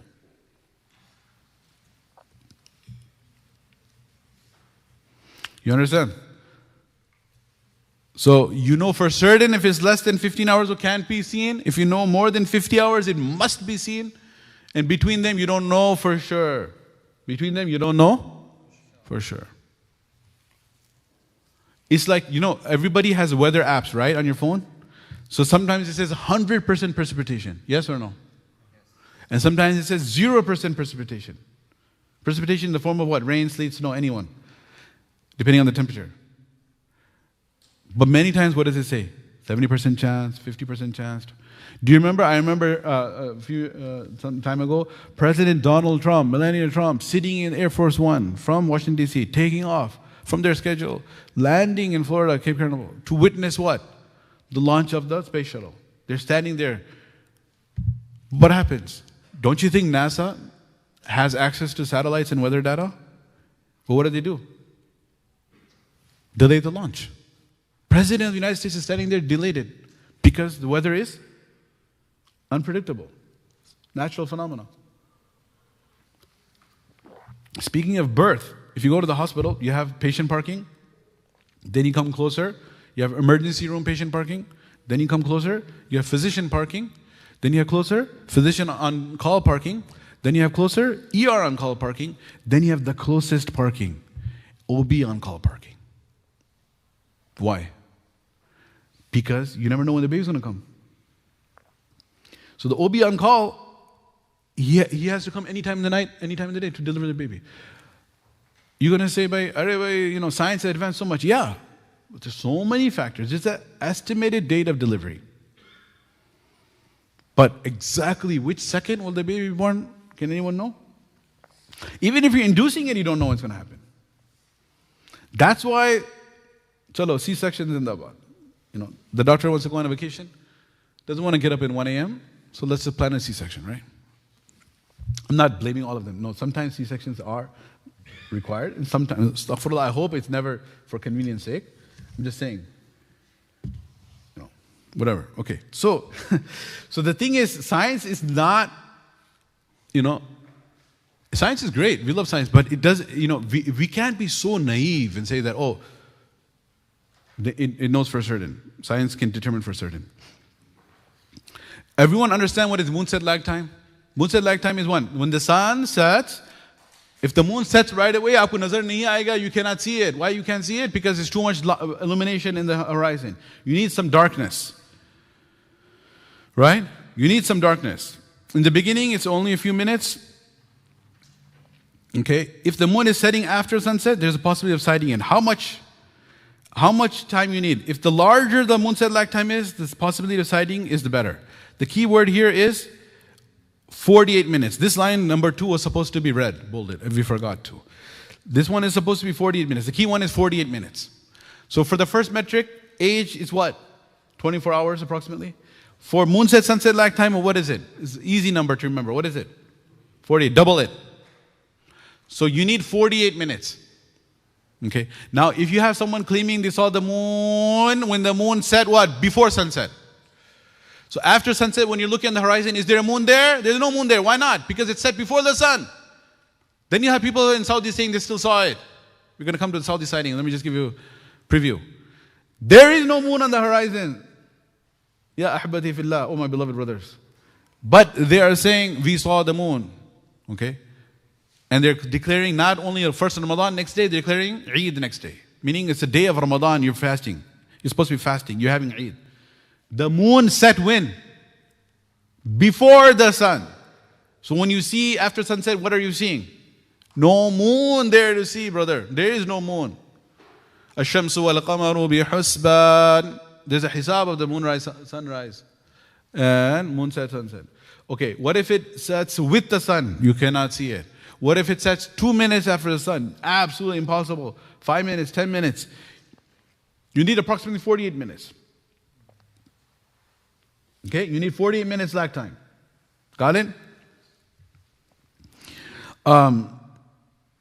So So this is showing the key thing to see here: New York, Chicago, Denver, Los Angeles, Honolulu. So much stuff going on here. I'll show you what to see. This is what you got to look out for. See, you're going from east to west. New York, right? East Coast. I give you your sunset time, moonset time, and then I'm giving you the age. Look at these are the two factors you studied so far. Which one? Age and lag. See, it's 23 minutes only. And what is the lag time? Minus 13. What does minus 13 means? The moon set 13 minutes before the sun. Then from New York up Chicago aa jaiye. Come to Chicago, minus 11. Then come to Denver, Rocky Mountains, minus 8. Los Angeles, minus 2. Honolulu, plus 8. So what's happening? The chances of seeing the moon are getting better as you go west. You know, when the nights before Eid or Ramadan, we're waiting for California. Why are you waiting for California? California is west, brother. California is west, the westernmost part of America, right? That's why you're waiting for California.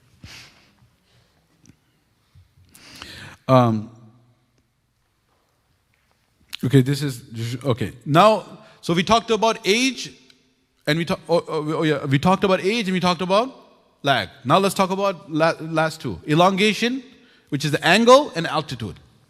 Already showed you the angle. Elongation of the moon from the sun is the apparent angular distance between their centers.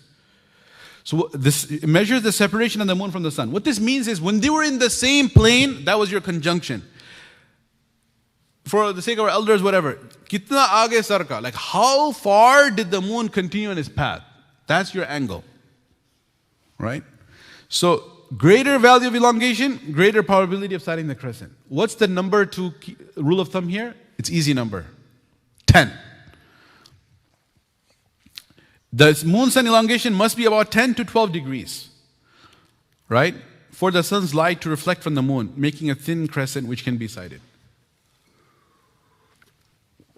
10 degrees, right? This is USNO, means US Naval Observatory website. This is a reference for it. I didn't make it up. So, this is additional information that over 24 hours, it increases by about 13.18 degrees. If you want to look up the elongation time, this is the website where you can find it. So, we're done with elongation. What is elongation? How far the moon has moved on from the conjunction point. If it's 10 to 12 degrees, you're good. If it's less than that, it's 2 degrees, 4 degrees, 5 degrees, what? Can't see it. Got it? Okay, next. Altitude. Altitude is very easy. If you're saying, man, this is looking at the same thing from another way. Exactly. We're looking at the same point. What are we looking for? When is the crescent visible? So we talked about how old it is, the age. We talked about the lag time. We talked about the angle. Now we're talking about altitude. Altitude is the simplest of them all. You know what altitude is? Altitude is basically saying you have the horizon. So when the sun sets, at that point, how high is the moon? What do you think? The higher it is, it's going to be what? Better chance to see it. Because it's going to take longer for it to set, naturally. And if it's lower, then it's going to be what? Difficult to see it. And you know what the number is? The same number, 10. So the moon's altitude is the vertical angular distance between the horizon and the moon. How high is the moon above the horizon of the earth? It's location dependent. Depends on where you are. If the altitude is 10 degrees or lower, it's not visible. Right? So when the sun sets, the altitude of the moon should be what? 10 degrees or more. The age of the angle of the moon should be 10 degrees or more. The age of the moon should be 24 hours or more. And the moonset sunset lag time should be 48 minutes. Then you're good to go. Okay, so what is the importance of this? So let us imagine the new moon is already born. We're trying to look for it. Okay, we imagine his new moon is born. We're trying to look for it in the evening after sunset. The greater the moon has moved on in its path, the greater the elongation, higher likelihood of seeing it. Higher the altitude, the greater likelihood of seeing it. Right? So higher values means it's easier. So this is some data here. So from New York, for example, all right, we have all of the 4 parameters here. 5-4, 5-5, 5-6, 5-7. These are May 4th, May 5th, May 6th, May 7th. Look at this. Moonset lag becomes minus 14 minutes, then 50 minutes, next night 114, 178. What's happening? It becomes easier to see. Moon age is increasing. 1 hour, 10, 25 hours, 49. Elongation, 0.56, 12.7. Moon's altitude. See, as is increasing, as the time passes, it's easier and easier to see. Okay.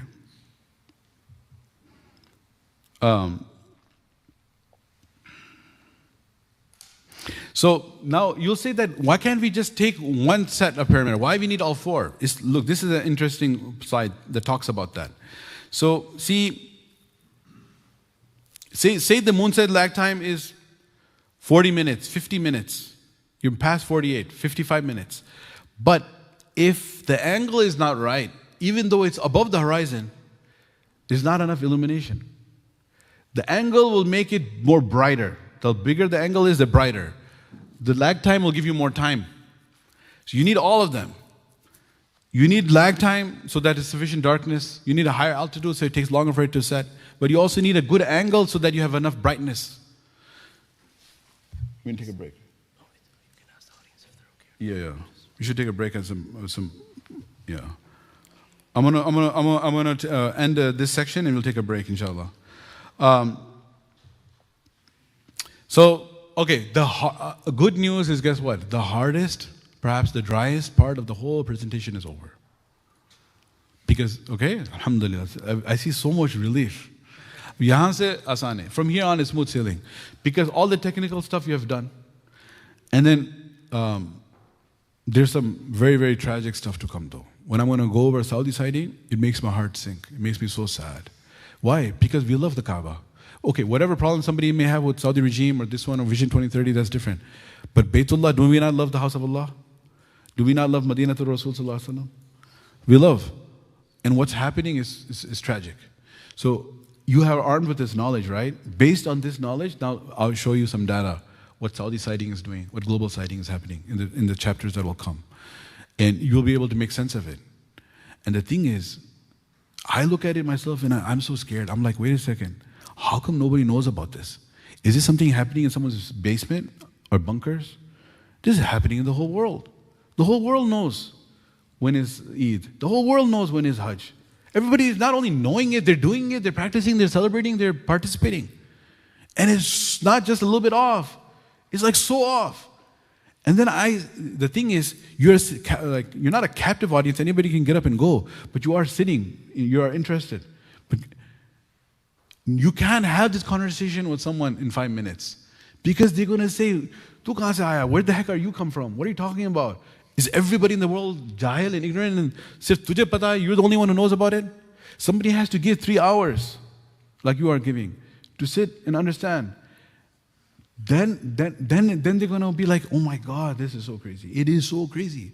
I'm not hyping it up. I'm not doing drama, no hyperbole, no exaggeration. It's so crazy.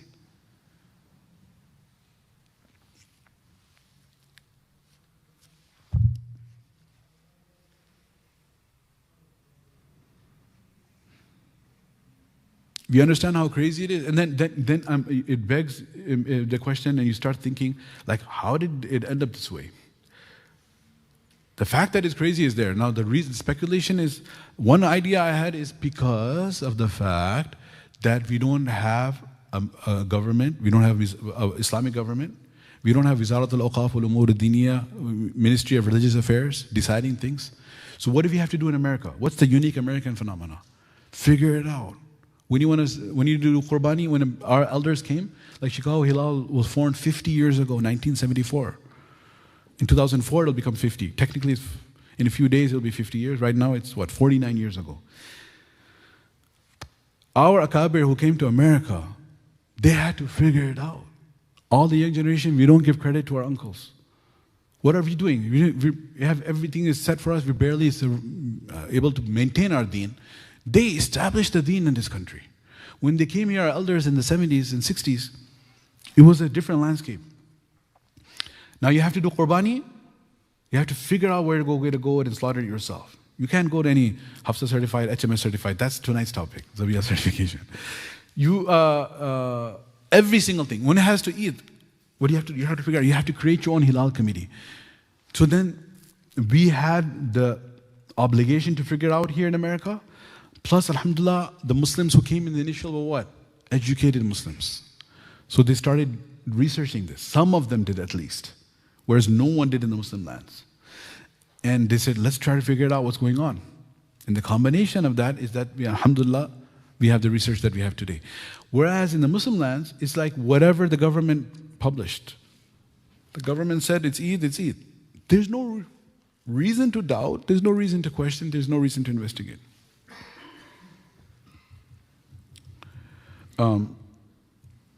So I'm going to take a pause here right before time zones. I'll just end with this records of youngest moon sightings, right? So there's a lot of like direct information we gain from here and indirect information. Indirect information from here is that, you know what? Beside the Muslims, there's some fanatical people who are like obsessed with the moon. Some scientists.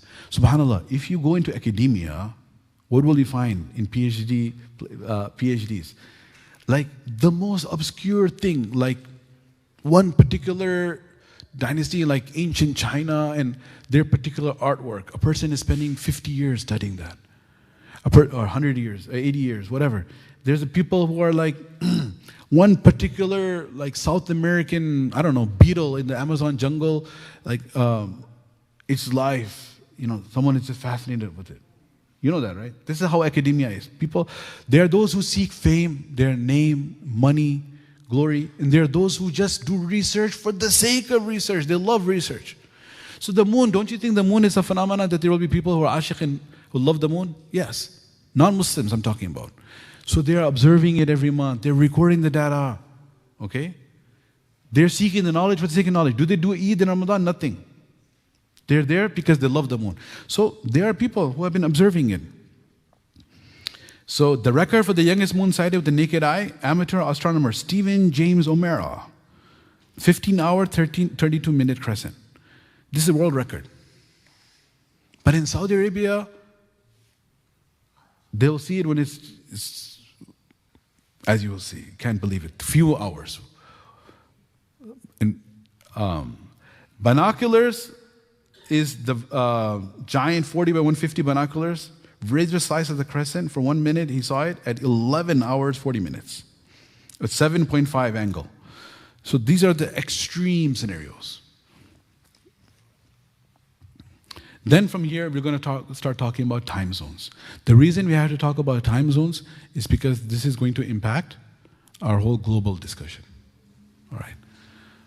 Jazakumullahu Khairun. So we'll take a break.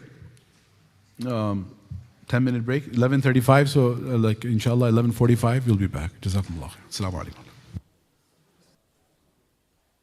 Bismillahir Rahmanir Rahim. Alhamdulillah Rabbil Alameen. Allahumma salli ala Sayyidina Muhammad wa ala Sayyidina Muhammad wa barik wa sallam. Welcome back, inshallah. I give you the good news that the remaining portion is going to be much easier. The harder part we have covered, okay? And some of you a bit overwhelmed. It was a bit hard. No? Okay. So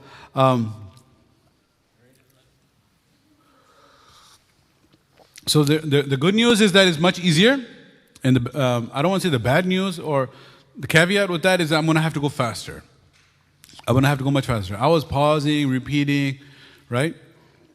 I'm just doing this, if you want to call it small talk, or whatever you want to call it, until everyone's back, or at least most people are back. So you know how in real estate they say it's location, location, location? So in education is what? Repetition, repetition, repetition. That's why Allah subhanahu wa ta'ala, when He's educating us, I call it the فَبِأَيِّ آلَاءِ رَبِّكُمَا تُكَذِّبَانِ phenomenon. How many times He repeats Himself? Nabi sallallahu alayhi wa sallam كَانَ يُكَرِّرُ ثَلَاثًا. He would repeat everything important 3 times. So, what happens is that the brightest, they may get it the first time, right? The average may get it the second time, and the rest of us, like myself included in that group, may potentially, hopefully understand it the 3rd time. Okay, so it's going to be easier, but it's going to be faster. Time zones. Reason about time zones is because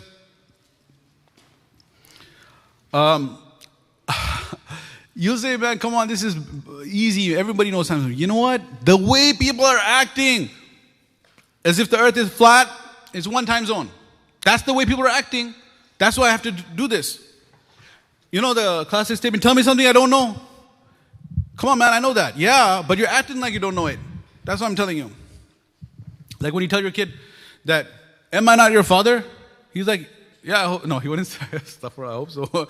But he would say, yeah, you're my father, right? So, but why am I telling you I'm your father? Because when I tell you do your homework, you better do your homework. It's probably when I say stuff like that because the online audience can't see my smile. They're gonna be like, wow, this guy's mean. So as a dad, when you say, am I not your father? Because he's acting. So likewise, if I'm telling you, Bhai, there's time zones. And brother, it's not flat earth. It's because we're acting like there's no time zones. We're acting like it's flat. So Sir Sanford Fleming, Canadian. Right? Shout out to Canada. Any Canadians here? No? He proposed a system of worldwide time zones in 1878. How he did so, the detail is there. I'm going faster. Railroad companies started using. In November 1883, then there was an international prime meridian conference. 26 countries attended in Washington, D.C. They standardized time and they selected their prime meridian. And then most of the U.S. states began to adhere to it. Standard Time Act of 1918 was passed, okay, by Congress. So we have 9 standard time zones, if you include all of the states. From the Atlantic Standard Time, right, all the way in the east from Puerto Rico, all the way to the west. Island of Samoa is also part of the U.S. Then we have the daylight savings time, etc. Now, this is explaining what longitude and latitude is. East to west, 180 degrees. North to south, 90 degrees. Right? And 0 degree latitude, 0 degree longitude. Right in the center of the earth is here. It's a point in the eastern Atlantic Ocean, off the coast of West Africa. Okay. So why this is important is we have a concept called international dateline. I want everyone to think about this. I'm going to go a little bit slower here. This is an imaginary line on the Earth's surface. It defines the boundary between one day and the next. It's diametrically opposite the prime meridian. So the prime meridian is a line that goes through London. Right? Let's see, this one. Right? The prime meridian from, this is the one. And then you have the international dateline on the opposite side. Why is it in the middle of the Pacific Ocean? Because that's the least populated place on the planet.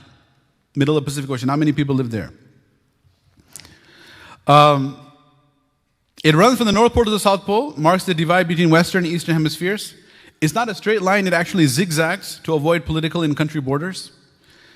It runs through the sparsely populated Central Pacific Ocean. That's it right here. Okay? You see how it goes, it zigzags. This zigzagging is very interesting because for a few hours in every 24 hours, you actually have 3 dates on the planet. Not 2 dates, because of the zigzag.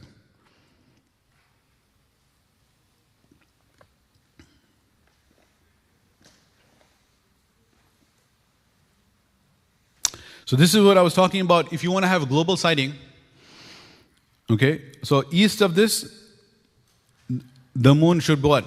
When the sun sets in New York, then where? In Chicago, then it sets in Denver, then it sets in California. Then it sets in the ocean. So here, when the sun is setting, moon set, sunset lag time, altitude, angle, and age. You should not see the moon. You don't want it. Okay? You don't want to be able to see it. As soon as you go west of the ideal, the moon should be sighted. And every point westward. Only then you will have globally Eid on the next day. Is that going to happen? It can happen, But it's definitely not going to happen every month or every year Ramadan. Which is the first point where the moon will be sighted on the globe? Every month it changes. I'll show you the data on the table. Every month, the first point where the moon is sighted changes. The lunar cycle, we covered that. The lunar cycle is what? Each lunar cycle is different. In the last 2,000 years observational data we have, how many times has it repeated? 0. Every single lunar cycle is unique. Unique from every aspect. Unique from every metric. Unique from the metric of how long it was. Unique from the metric of where it is sighted first. Unique from the metric of exactly the combination of the angle and the age and the altitude and the lag time. The combination of these four, it falls within the parameters, but the actual combination is what? Unique. Right? In the age of computers, we know with just plus minus how many permutations, combinations we can make. Look at 32-bit, 64-bit, what happens? The whole right? All the computers. So this is, each one is unique, like a fingerprint. So sometimes it's going to be sighted first, in the Middle East, in Africa, in Europe, in North America, South America. Wherever is sighted, what happens after that? As you go west, the sightability, the visibility, increases. And the moon will be visible at every point west of every point west. If the moon is sighted at point A, it must be visible at point B, with B being west of A, weather conditions permitting. And as you go, the moon will be sighted in how many hours around the whole globe? 24 hours. But because you're going to cross over the ideal, this will be what? 2 calendar days. So having Eid globally on 2 days is in accordance with the way Allah has created the globe. See, so the globe is spherical, right? So what is the process of sunrise? For example, simple thing, sunrise. Because the light of the sun is coming on it, and as the earth is rotating on its axis, you have sunrise, and as it goes away, you have sunset, right? So somebody asks you, which is the first sunrise? How are you going to answer that? Hey, I mean, where's the beginning and where's the end of the globe? There's no beginning, no end, the way Allah made it.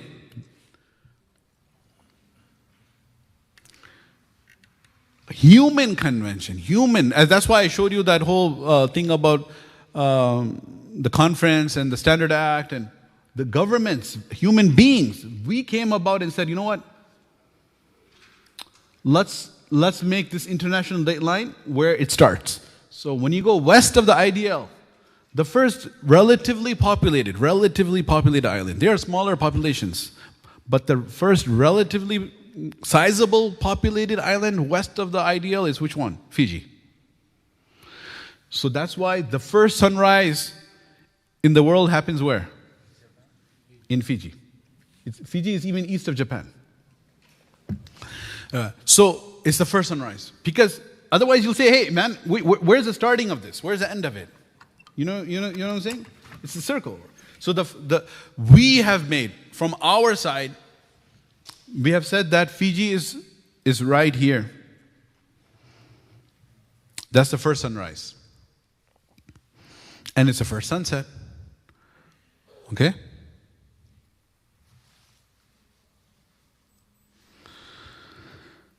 Now, so look at the effective international date line. At one moment in the earth, in London, Big Ben Tower is ringing what? 11 a.m.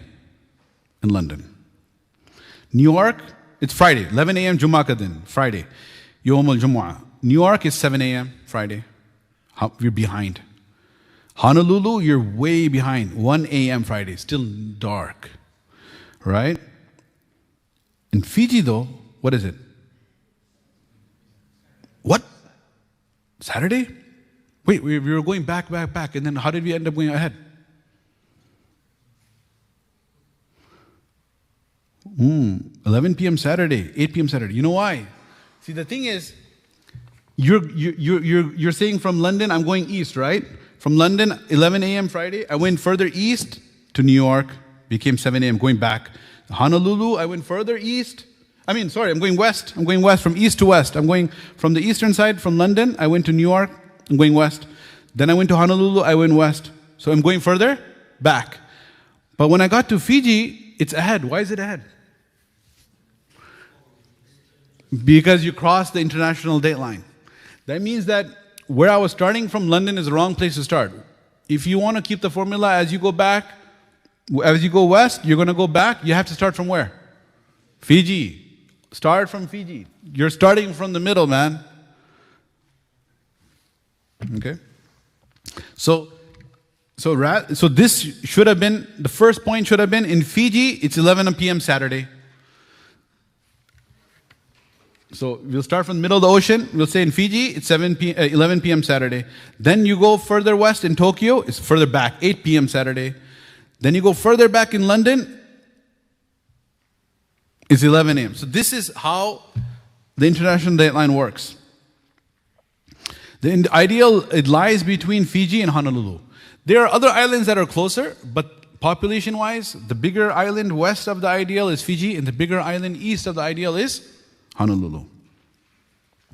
Because of the ideal, Suwa, Fiji is 22 hours ahead of Honolulu. You know what? Now people are like, Fiji, Honolulu, I don't know that. That's why I added this last line, which will really make it easy for us to understand. Watch this one. Oh, after this. The sun would be rising and setting about 2 hours later instead of 22 hours earlier in Suwa than Honolulu. So while the people in Honolulu are praying Maghrib of Friday, the people in Suwa, Fiji are praying Asr of Saturday. If ideal, this is the last one I was talking about, between New York City and Chicago. Chicago will not be 1 hour behind New York, but 23 hours ahead of it. See, look, everybody knows people in the East Coast. You have friends, family, cousins in New York. Who doesn't know New York? East Coast, okay? So everybody in our back of our mind, people in the Midwest, what do we know about New York City? What's the time difference? Is it an hour ahead? Right. Everyone knows it's an hour ahead. Okay? But guess what? If the ideal, which is a human convention, we decided where the line is. If the line was between New York and Chicago, Chicago is not going to be 1 hour behind New York. Like right now, it's 12 o'clock. 12:00 on my watch, on my cell phone. It's exactly noon, right? So what time is it in New York? 1 hour ahead, right? 1 p.m. All right? So we are 1 hour behind New York. If the ideal was there, we would be 23 hours ahead of it. Meaning, what day is it today? Monday. So instead of it being Monday, it would be Tuesday. Tuesday, 12 o'clock. Not Tuesday, 1 o'clock. Tuesday, 12 o'clock. So we are what? 23 hours ahead. Why? Because the ideal is between us. That's the effect of the ideal. I hope that makes it more understandable.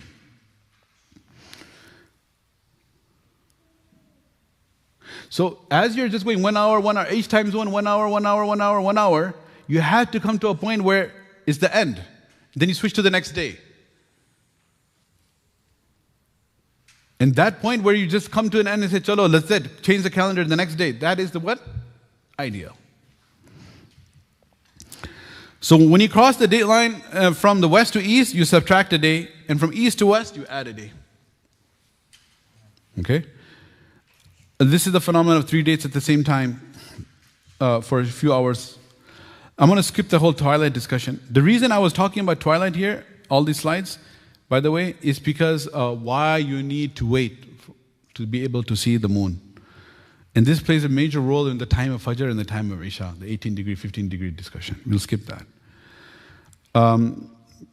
Why is it important to determine Islamic dates correctly? I hope everyone knows this. It's critically important for the months of Ramadan, Shawwal, and Dhul Hijjah. Why for Ramadan? To determine when to fast. Why for Shawwal? When to end fast. For Dhul Hijjah, when to have Hajj. Fasting and Hajj. Somebody will say, Allah Ghafur Rahim, bhai. Brother, Allah is Ghafur Rahim. Yes, He is Ghafur Rahim if we make a mistake, but we have to try our best to determine the dates correctly, so we can fulfill the prescribed obligations. If we begin Ramadan a day later, what are we doing? We're missing a day of fasting. If we end Ramadan a day earlier, what are we doing? We're skipping a day of fasting. So what are we promoting here, coming to solutions now, is that we are saying we should have siding, of course, because that's a sunnah, with calculations as a hybrid. What do we do with, why we need calculations? To negate erroneous sidings, wild claims. So there are people who so-called purely siding. You know, purely siding sounds pure if you want to follow sunnah. The only problem with purely siding is that there are people nowadays, I'm not going to say anything about their intentions, for whatever purpose, they're making very, very wild claims. Just like there are people who are so bent on calculations and science, and they say, no, it's calculations. At the end of the day, what's the purpose driving them? Convenience, right? The C-section. So the purely calculation folks, we talked about them enough, right? We talked about the fact that it's imprecise. And I'm going to give you further references on that. The purely siding folks, they are as a tabaqah. For example, they will say that a very subsect, like the Madkhalis, very, very, very narrow interpretation. Very hardcore followers, for example, of Muhammad ibn Abdul Wahhab, rahimahullah, rahmatan wasi'ah. So they will say, hey, if the Amir al-Mu'mineen in Saudi Arabia declared it, why are you there to question it? Saudi Arabia is a unique scenario where Fiqh Council North America is openly saying, hey, we follow calculations. Saudi Arabia doesn't say we follow calculation. What do they say? We follow siding. Which siding? Global? No. Local. How local? Not even Arabian Peninsula. Because Arabian Peninsula includes Yemen, which is the enemies, and friends as Dubai and Muscat and Emirates, Qatar, Bahrain. No. Only within political boundary of Saudi Arabia, super local siding. That's what we follow.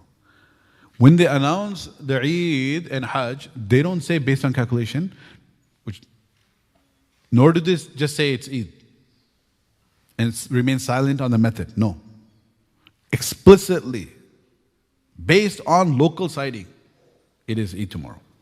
We'll see those slides. I'll show you the news report. It says the moon was, the hilal was sighted in Saudi Arabia. Okay? So, that's why I'm not going with purely siding. Because they will say that's purely siding. And then, for that particular tabqa who was not my dear beloved Salafi brothers, but extreme Madkhali brothers, they will say, I don't know what you're talking about. So from the Salafi movement, who are the three greatest Imams of this century? Bin Baz, rahimahullah wa rahmatan wasi'ah, Ibn Uthaymeen, and Nasiruddin Albani. These are the Aimma Salasa. Alright, these are three Imams in the last century of the Salafi movement. Undisputed Imams. So Imam Salih ibn Uthaymeen, he has a handwritten fatwa in which he said that there was an incident where after an eclipse, they said they sighted the crescent. And we know what happens in the eclipse. The conjunction, it's right in between. You can't see it right away. So he rejected that claim. And he wrote, right, who are we addressing now? We're addressing those people who don't believe in science, who don't want science. They just say, if a Muslim said he saw it, you got to take it. Why are you rejecting what Saudi Arabia says? If you try to explain to them that it's impossible, they'll say, I don't care what your scientists say. Those are non-Muslim scientists. I don't believe in them. You understand? I'm talking about a complete different, opposite demographic now. The opposite spectrum people. Up till now, I was talking about the scientists. Now I'm talking about those who are blindly following these claims. So, what is, subhanAllah, he wrote a very beautiful fatwa. And he says that, فَهُنَاكَ سُنَّةُ اللَّهِ الَّتِي أَجْرَاهَا فِي الْكَوْنِ وَهُنَاكَ قُدْرَةُ اللَّهِ. One is the qudra of Allah, the ability of Allah, عَلَى كُلِّ شَيْءٍ قَدِيرٍ. He can do whatever he wants. And then there is a sunnatullah, there is a way he has established, الَّتِي أَجْرَاهَا فِي الْكَوْنِ, he has established in his creation. That's the way he has decided, the sunnah, his way, his set way.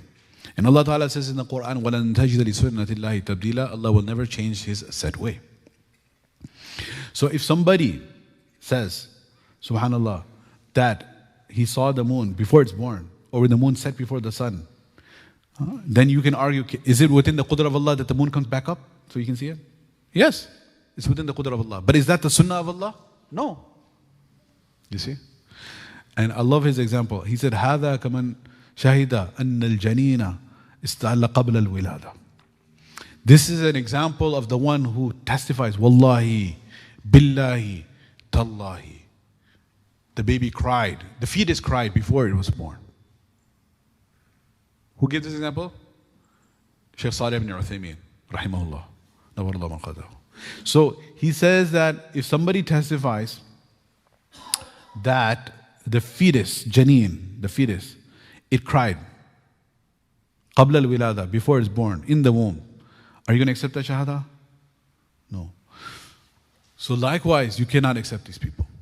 The reason this fatwa is very significant is because that particular demographic, which is blindly following the Saudi siding, they respect and revere, and rightfully so, Shaykh Salih ibn Uthaymeen. Compared to the, yes, there are some minor differences we have from his Zahiri approach and near Tatseem when it comes to Sifat of Allah and other stuff like that.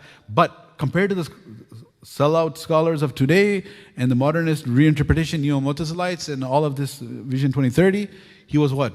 Total muttaqi muhsin, like Allah wala waliullah. They were very zahid abid people, all of them.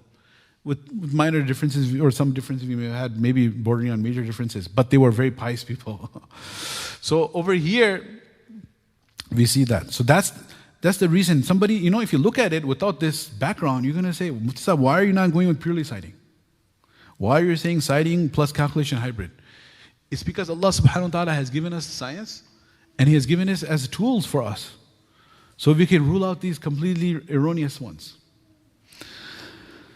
And the reason purely calculation is wrong is obvious. Because you're abandoning the sunnah moon sighting that we've been talking about. Okay? So purely citing, the pros of it are well known. The challenge is that how to distinguish between credible and faulty claims. Purely calculation is because they say physical sighting is redundant, sighting can be predicted with 100% accuracy. This is the actual formula of ISNA. The Fiqh Council, okay, ISNA is Islamic Society in North America. Their official policy is, when it comes to religious affairs, we follow FCNA, Fiqh Council of North America. Fiqh Council of North America, their policy is, if anywhere on the globe, if the elongation is 8 degrees, which is very liberal number, to be more conservative, it should be what? 10. And the moon's altitude must be at least 5. Whoa, that's half of what the astronomers say should be 10. Achha. And you know what the worst part of this formula is? If this condition is met anywhere on the globe, the next day is Eid. You know what anywhere in the globe, what that ends up with? That means that, I'll show you. IDL, right, International Dateline, when the sun set in Fiji, impossible. This condition is not met. Then you go into Tokyo, Japan, Indonesia, okay? You go to Indo-Pak subcontinent, China, okay? After that, Middle East, Saudi Arabia, al-Qura, Makkah, African continent, not met. Atlantic Ocean, South America, North America, from New York, not met. California, not met. Okay? After that, you go further west, not met. You know what? In the middle of the Pacific Ocean, where no one lives, there's not even uninhabited islands, there are no islands. West of Honolulu, right before the ideal, there's a slight sliver of half of a time zone where this condition may be met. Well, guess what? Next day is not Ramadan, next day is Eid.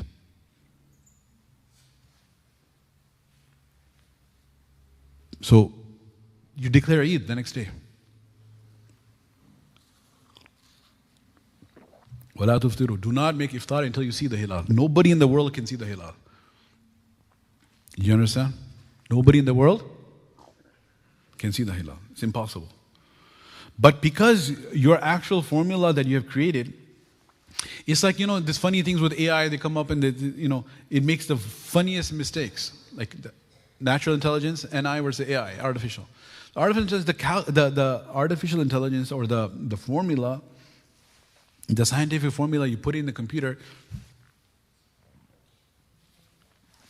if there's a populated landmass or it's unpopulated ocean, does it make a difference?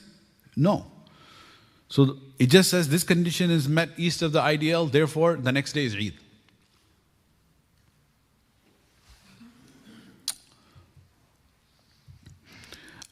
So basically their main argument is that it's convenient and it's easier to plan events.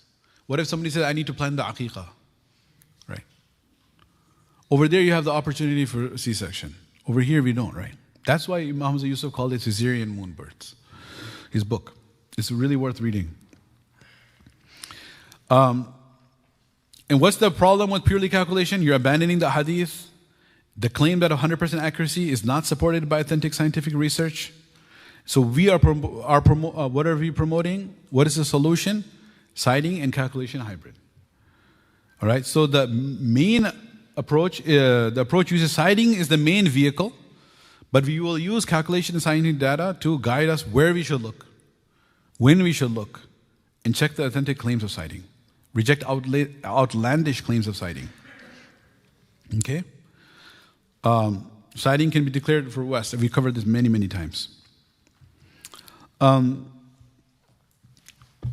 going to have to really speed up now. Okay, so these are different detailed scenarios I presented, like to show in class to the students, where I think for now I'm going to really, I just explained to you in person without the slides, talking about where the equator is. These are different scenarios. As you move west, it becomes easier to see. Okay, this is important. I'll show you. I'll stop here for a moment. Watch. If it gives you comfort, I'm skipping over stuff for you. Look at this is a very interesting set of data here. What's interesting here is that this is from Her Majesty's Nautical Almanac Office in the United Kingdom, right? This is an image of it. It's hard to see it. That's why we took the data from here, my dear friend Maulana Osman, and he put it in this. Okay. Now, over here, the thing to notice is, what is this? Earliest new moon crescent sightings with the telescope. Where is the moon going to be sighted first? What did I tell you before? Is there a place where it's going to be sighted first, known for sure? No, it could be where? Anywhere. Didn't I tell you that? Now watch. Lunar cycle number 1139, 40, 41, 42. These are lunar cycles. Okay, this is when the new moon time occurs, meaning that's when conjunction occurs. If you want to, there's too much data, just look at this one column. Look at west of Oregon, USA. First place the moon is going to be sighted. Next month, Tajikistan, Gulf of Mexico, Palau, I don't even know how to pronounce that one. East of St. Helena, Central Pacific, Southwest South Africa, Australia, Easter Island, Ascension Island, North Philippines, Mexico. What does that tell you?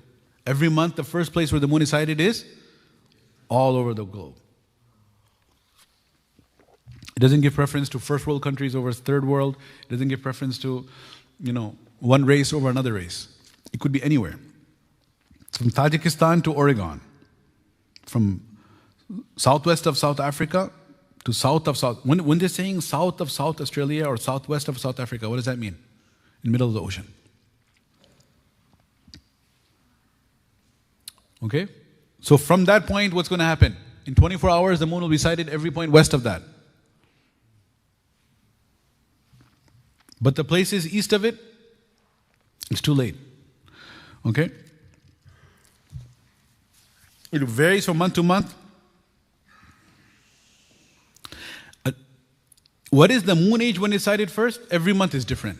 What is the moonset lag time every month is different. What's the altitude every month is different. What's the angle every month is different. What's the lunar cycle? How many days, hours, months, minutes is different. Where is it sighted first is different. Every month is different.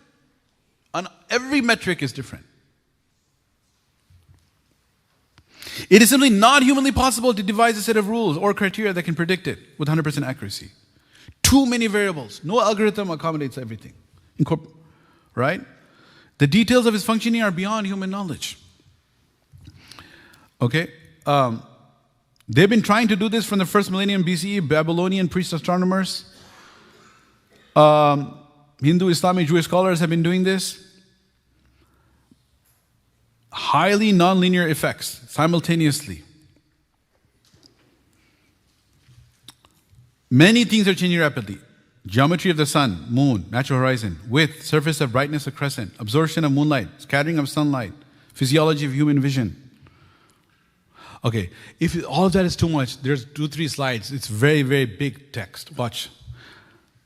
Although the date and time of each new moon can be computed exactly, the visibility of the lunar crescent cannot be predicted with certainty.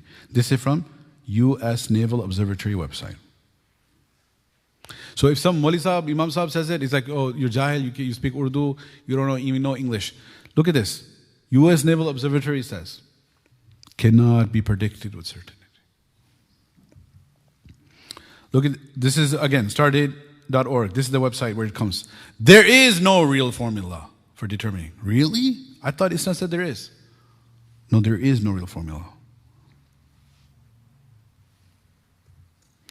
Okay, this is Sky and Telescope, Moonwatch, Doggett and Seidelman. May Allah grant them shahada if they're alive. But they're not some Mawli Sahib. Unfortunately, why am I even having to say such something like that? Because I'm not saying it's correct. I'm addressing the reality that we have this negative perception that the Jahil Maulana Sahib doesn't know anything. The scientists, they know what they're talking about. Well, guess what? The scientist is saying, how soon after new moon can you spot the thin lunar crescent in the evening twilight? Surprisingly, no one knows for certain. Okay? So, this whole 48 minutes after sunset, this was Umar Khayyam, Indian Muslim astronomers, Hindus and Muslims. Two of the major prediction algorithms by Bernard Yallop of the Royal Greenwich Observatory and Muhammad Ilyas in Malaysia. They used the ideas developed centuries ago. This is similar to weather forecast. Remember I talked to you about Donald Trump? You could imagine the Air Force One coming. Imagery helps, right? When you have a lot of numbers, people get lost. Don't imagine too much like whatever. Anyway, so Donald Trump and his wife, they're sitting in Air Force. They come down, Cape Canaveral, Florida, waiting for the launch. What happened to the launch? Delayed, right. So, problem with predicting crescent is similar to forecasting weather. In both what? Simplicity and in complexity. How so? It's a very simple thing, right? If you see clouds in wind direction, even an illiterate person can forecast. Hey, it's going to rain. هذا عارض ممطرنا. Oh, this is like the Qawm Thamud, long time ago. When they saw the black clouds, they said, هذا عارض ممطرنا. They were excited. Wow, we're going to get some rain. Allah Ta'ala said, بل هو مستعجلتم به ريح فيها عذاب أليم. No.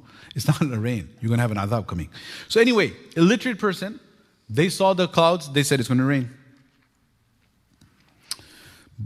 So, no one, it's very complex though. It keeps on changing minute by minute. So this is the bottom line. Presence of clouds is a necessary condition for rain, not a sufficient condition in mantiqi terms. What does that mean? If you have clouds, presence of clouds, it's necessary to have clouds for rain. Can you have rain without clouds? Not yet, until Dajjal comes, right? So anyway, so presence of clouds is necessary for rain. But is it sufficient? Meaning every time you have clouds, it's going to rain? No. But if it's going to rain, you need clouds. So there's a necessary condition, there's a sufficient condition.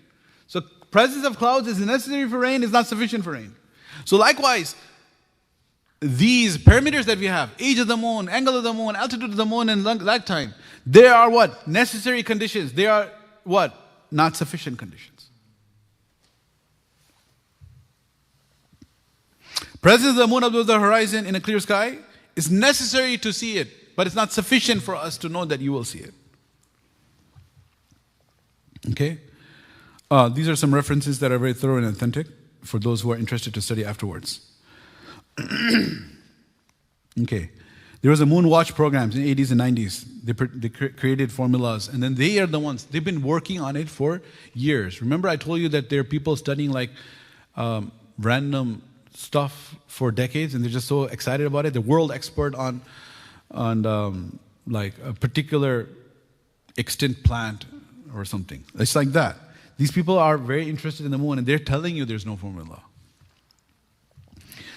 I'm going to, interest of time, I'm going to skip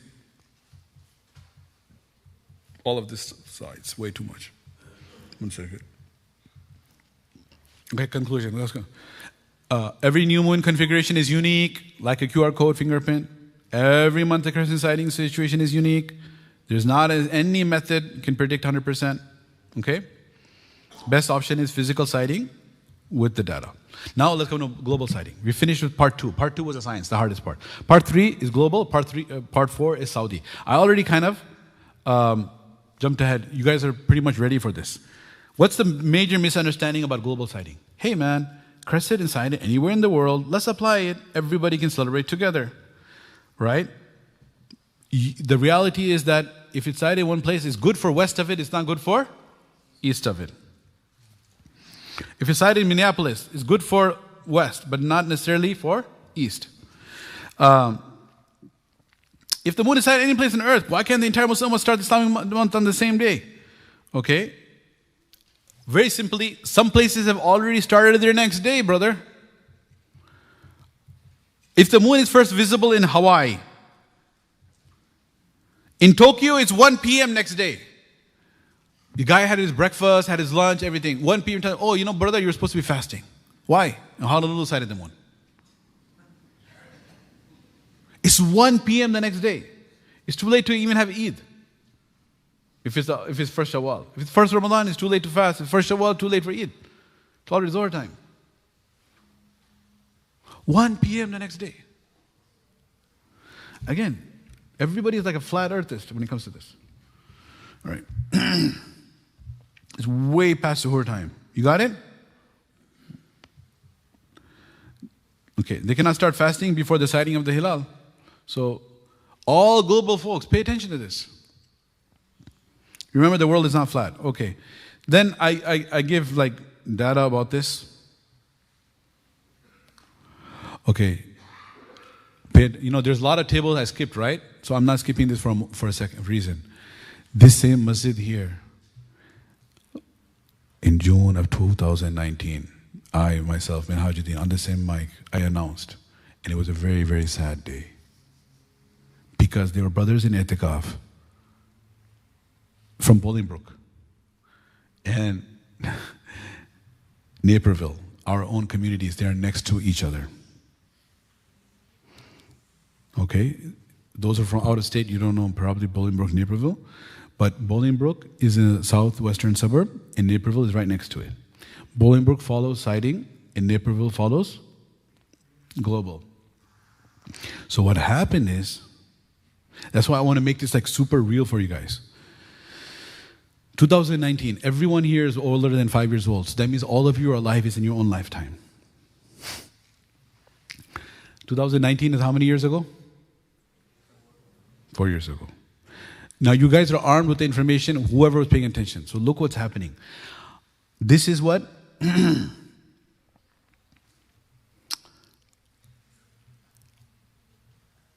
in 2019, this is Muharram, right? We're gonna go. I want to show you. Okay, the one I want to show you is when it's Shawwal of 2019. I announced here that I didn't announce it. I repeated the announcement about the Chicago Hilal that tomorrow is going to be the 30th day of Ramadan because the moon was not sighted, and we're going to look at the data and to see how impossible it was to be sighted. But then there were those from our community whose families were following, quote-unquote, global sighting, which in reality is not global. It's just Saudi sighting, following whatever Saudi says.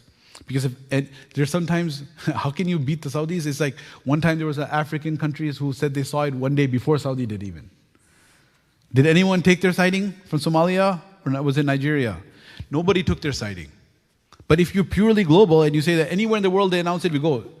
Nobody took that. So basically it's Saudi. So they were having Eid. So the people in the Saf here were crying. Some of the people were crying like physically with tears. Like my wife and kids are celebrating Eid. Maybe, I don't blame them. They've been at that point 9 days away. And then they're missing them and they're saying, our community, how can my family be celebrating Eid and their dad is what? In itikaf. In itikaf. So then I had made one announcement here. I said, you know what, viewers, because the hearts were very raw and in pain. That's why it's good we're doing this way away from Ramadan when it gets heated up. Right now everyone's cool, right? It's freezing outside. So I said that, you know what, we respect everyone's intentions, everyone is sincere, however, we have to follow what's right, and we respect them, like a very reconciliatory message. Then after that, Hafiz Umar Badla and our other volunteers they said, that message, you have to record it. I said, no, I don't do like this public stuff. No. They grabbed me, they said in all the WhatsApp groups, there's so many fights going on. People are attacking each other. People are so hurt. So then they took me down into the library and they forced me to record it. And then that message was like, not that I wanted it, I was forced to. It became viral, like all over America, from East Coast, all the different WhatsApps, when they were fighting about it, then people were playing that message. Like, so, Mohsen is going low. Where's Mohsen? Yeah, battery is going low, it says. Maybe you need extension. Okay. So, this is real.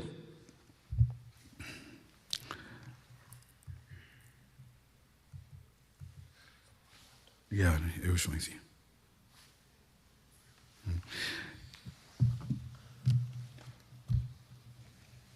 Is the battery's running low? My battery's running low. Everyone's battery's running low. I don't know.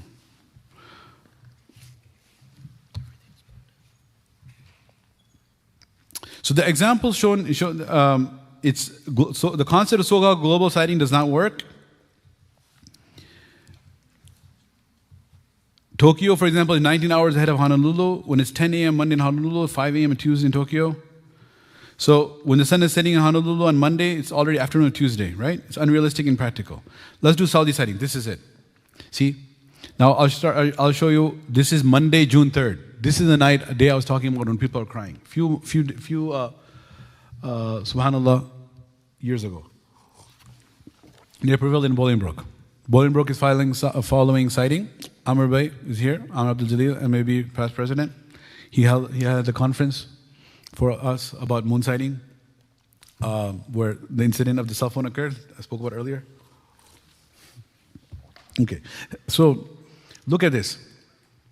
You may have seen this floating around, all these visibility maps. What's up with that? What is that all about? I'll show you. It's kind of weird where in English we read left to right, isn't it? But in here I want you to look at the right first and then the left. I'll show you why. You see here, I don't know if you can see, it says date Monday, June 3rd. Okay. The black means it's like beyond impossible. It's like super, super, super, super impossible. Like it's not even on the table. Can you see the moon or not? Where it's this red part of the curve, this is night of Monday, June 3rd. Okay? And the one on the left is Tuesday, June 4th. So, is it going to be easier to see on a Monday, June 3rd or Tuesday, June 4th? You tell me. Tuesday. Why? The next day is easier. Everything is bigger. Altitude, more. Elongation, more. Age, more. Everything more. Okay. You got that. Now watch. On Monday, Australia, India, Saudi, you see this, Africa, Europe, everything is in black. This yellow line is the ISNA line. Elongation is 8 degrees in moon altitude, 5 is the ISNA line. It happens on the evening of Monday, June 3rd. This red part of the parabolic curve is visible with optical aid only. You see how wrong this line is? This, right? Visible with optical aid only. Then, when you see this gray area, it could be optical aid to find the moon. The cyan blue is visible if perfect conditions. And then the green is easily visible with the naked eye. Why do we have Monday on the right and Tuesday on the left when we read in English from left to right? Because this is how the earth rotates. So if you want to see the full curve, you'll see it this way. Do you understand? Does anyone understand what I'm saying? If you want to see the full parabolic curve, you want to see the entire spectrum of the color, you'll see that on Tuesday. Remember how many times we've been talking about since the morning? If the moon is sighted at point A, it will be sighted at point B when B is west of A. Now you see it. See, look. See, this is what is this? You guys know geography? What is this? Indonesia, right? Indonesia, Malaysia. If it's sighted here, India is what? More west of it. Africa is what? More west. America is further west. So if it's sighted here in green, it'll be sighted more and more and more and more deeper into green territory. You see that?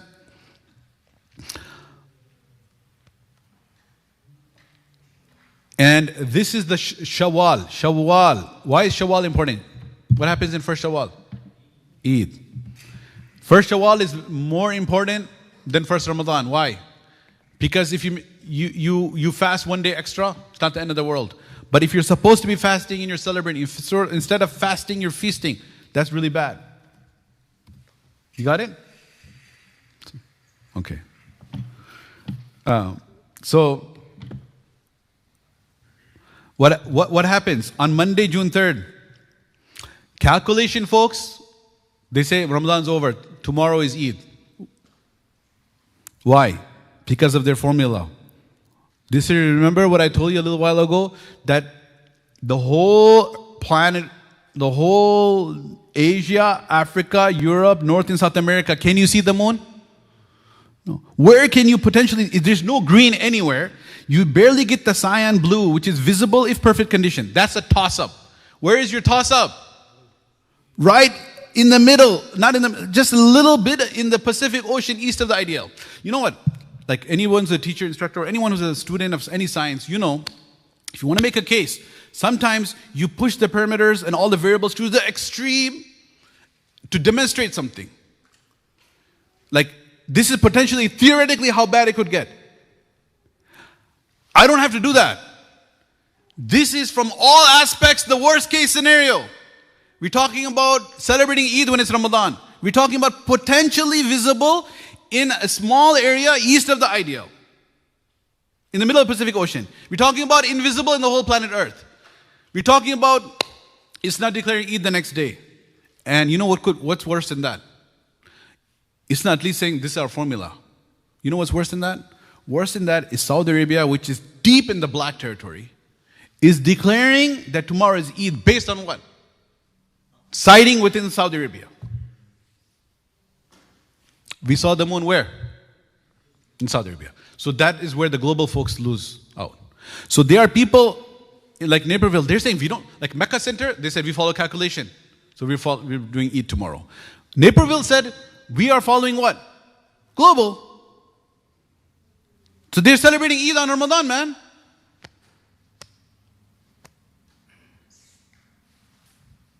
Now, these two slides, it's hard to see, maybe, I don't know how visible, so I made it separate. Now watch, this is just Monday. Monday, June 3rd. Just Monday. Monday, June 3rd. You know what, you know how long it took me to find this? I just, like, I didn't even go on my laptop. I didn't go on the desktop. Just on my phone, I said, when was Eid? Just to refresh my memory. I know it, but I don't want to sit here and say something wrong. When was Eid in Saudi Arabia in 2000? Eid al-Fitr in 2019. Article came up. Tuesday's Eid. Okay, you know what the announcement says? It doesn't just say Eid Mubarak from the king, tomorrow is Eid. That would have been bad enough. You know what it says? What it says? The moon was sighted. Didn't say anywhere. What did it say? In Saudi Arabia. When? On June 3rd. Okay, now we're looking at it from the map. We're going to look at the actual data for that night too, as it follows. Again, red is visible with optical aid only. Gray is optical aid to find the moon. See, this is the legend on the bottom. Blue is visible if perfect conditions. Only here. The whole world is black. Best case scenario is red. And there's no way you can see it. The next day, yes, Eid Mubarak for sure. This is where we sat in itikaf. The few sighting folks. Calculation plus global guys were all doing Eid. Sighting folks were doing itikaf.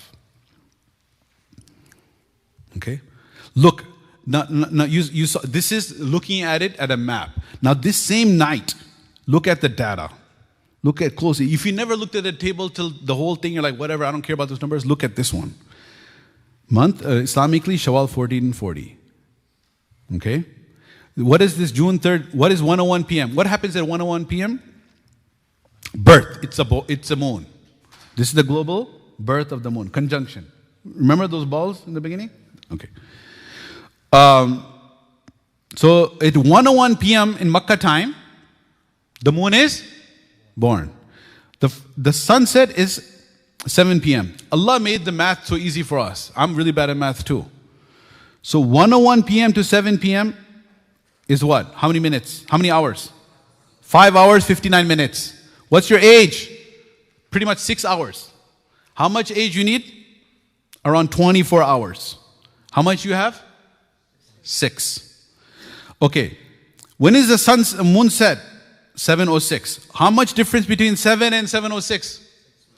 Moon set lag time is 6 minutes. The sun sets in 6 minutes, the moon sets. How much moon set lag time you're supposed to require to see it? 48. Where's 6? Where's 48? 6 times 8 is 48. 8 times less. 6 times 4 is 24. Right? No. This 5 hours, 59. That's 6 hours. 6 hours instead of 24 hours. 4 times less age. 8 times less lag time.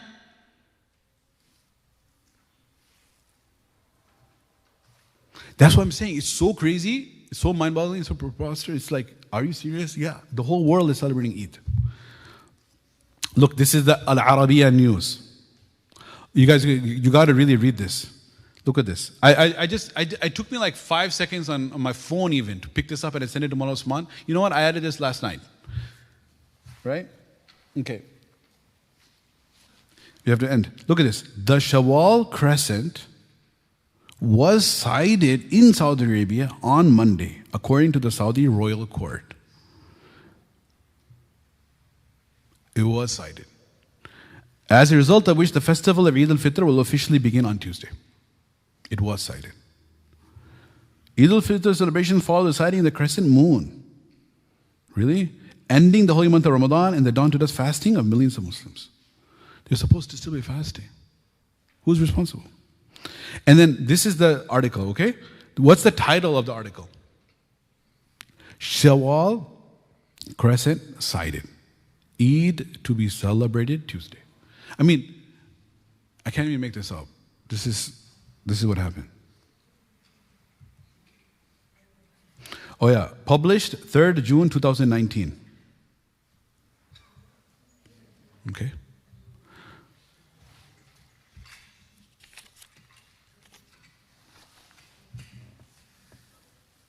So this is something you don't know whether to laugh or cry. Rather, you should cry. We should all cry. Now, the thing is, we've debunked the whole myth of calculation. I hope so. But you know what? Unfortunately, our work is not done. We talked about global, done. Saudi, you know what? There's still one thing. One last thing left. What is that? The last thing left before the break and before lunch is, we thought it's all done. There's one thing, but it's easy. It's really easy. Guess what? The Fiqh Council of North America, how many Eids do we have in a year? 2. Eid al-Fitr and Eid al-Adha. So you would assume that we have the same policy for both, right? Unfortunately, not. The official position of Fiqh Council of North America is when it comes to Eid al-Fitr, we go with calculation. So they have printed out the Eid dates for the next 100 years. And they just stopped at 100 because it's an arbitrary number. Otherwise, you can print it out for the next 1,000, 10,000, 100,000, 1 million years. But when it comes to Eid al-Adha, they don't go with calculation. What do they go with? Saudi. Why are you going with Saudi? This is the topic we have to tackle now. The reason you're going with Saudi is because there is this wrong notion that Eid al-Adha anywhere in the world must be after the day of Arafah in Hajj. The day of Arafah in Hajj is the 9th of Zulhijjah. The Hujjaj gather in the plain of Arafah. And the next day is the 10th of Zulhijjah. So whenever the Saudi government announces their Zulhijjah date, which will result in their 9th being specified, which will also result in their 10th of Zulhijjah being specified, that's the day everyone in the world has to celebrate Eid. Because Eid al-Adha is linked with Hajj. Okay? That's the concept. Everyone got it? Now, irrespective of what calculation says. So Fiqh Council of North America, umbrella body for United States, all the Islamic ISNA, what did they say? Eid al-Fitr go with calculation, which was wrong. And Eid al-Adha go with Saudi, which is also wrong. Combination of 2 wrong things. But if it was one wrong thing, at least they're consistent. It's 2 wrong things. You know, because of this inconsistency, you know what you end up having? In our Gregorian calendar, we have what? 30 days and 31 days, with the exception of February or the leap year, 28 and 29. Otherwise, 30, 31, isn't it? Everyone knows that. Okay. Islamically, how many days in a month? 29 or 30.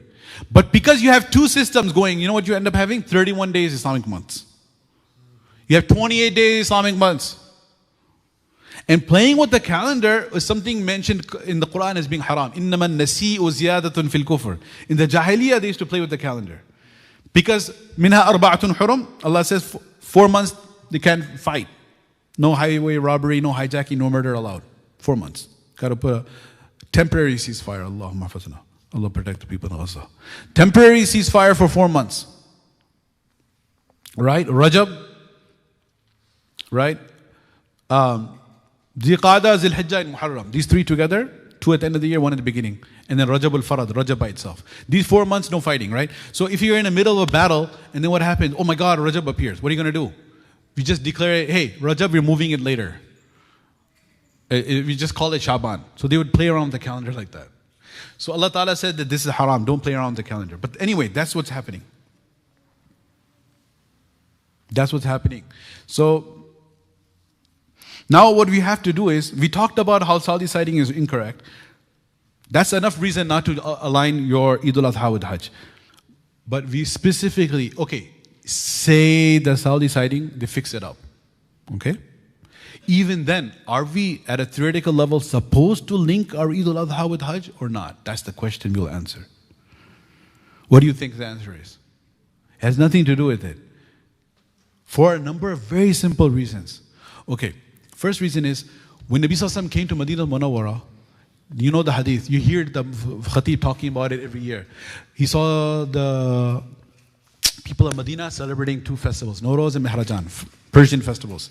Then he said, Inna Allah abdalakum bi Eidain. Allah has given you 2 Eids that are better. Khayrun minhuma. Which one? Eid al-Fitr, Eid al-Adha.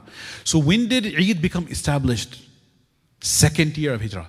Key thing. 2nd year of Hijrah, Eid became established. Was there Hajj? No, because Makkah is controlled by Mushrikun. 2nd year, no Hajj. 3rd year, no Hajj. 4th year, no Hajj. 5th year, no Hajj. 6th year, they went there, they returned back in Hudaybiyah. 7th year, they did Umratul Qadha. 8th year was Fatih Makkah. 9th year was the first Hajj. 9th year was the first Hajj. So Eid predates Hajj. How can you be linked with it? Eid predates Hajj. Eid al-Adha is taking place without a Hajj. It's not linked with Hajj. Isn't it? Another thing is, there's enough time to send a horseback rider from Makkah to Medina, because you have 10 days to. So Nabi Sallallahu Alaihi Wasallam and Abu Bakr and Umar and Uthman and Ali and all Khulafa Rashidun, they never cared to figure out the date of Makkah for even Medina. They did the Eid al-Adha based on their own Zulhijjah. Third thing is, you are linking it up so much. Guess what? On the 10th of Zulhijjah is the busiest day of Hajj. They first start off by doing Rami of Jamarat. Then they have to do the Zabiha ritual slaughtering. Then they have to shave their head, halaq, or cut their hair. Then they have to do Tawaf al-Ifada or Tawaf al-Ziyarah. 4 big things to do on the 10th. You know the one thing the Hujjaj don't do? They don't pray Eid. Right. The Hujjaj do not pray Eid. Your whole premise of linking Eid al-Adha with Hajj is because, Hajj is a geographic thing. Hajj takes place there in Saudi. Yes, if you are in Saudi, you must follow the local date because you can't do Hajj on your own. But you don't take the date and apply it anywhere else, even if it was correct. You don't necessarily apply it.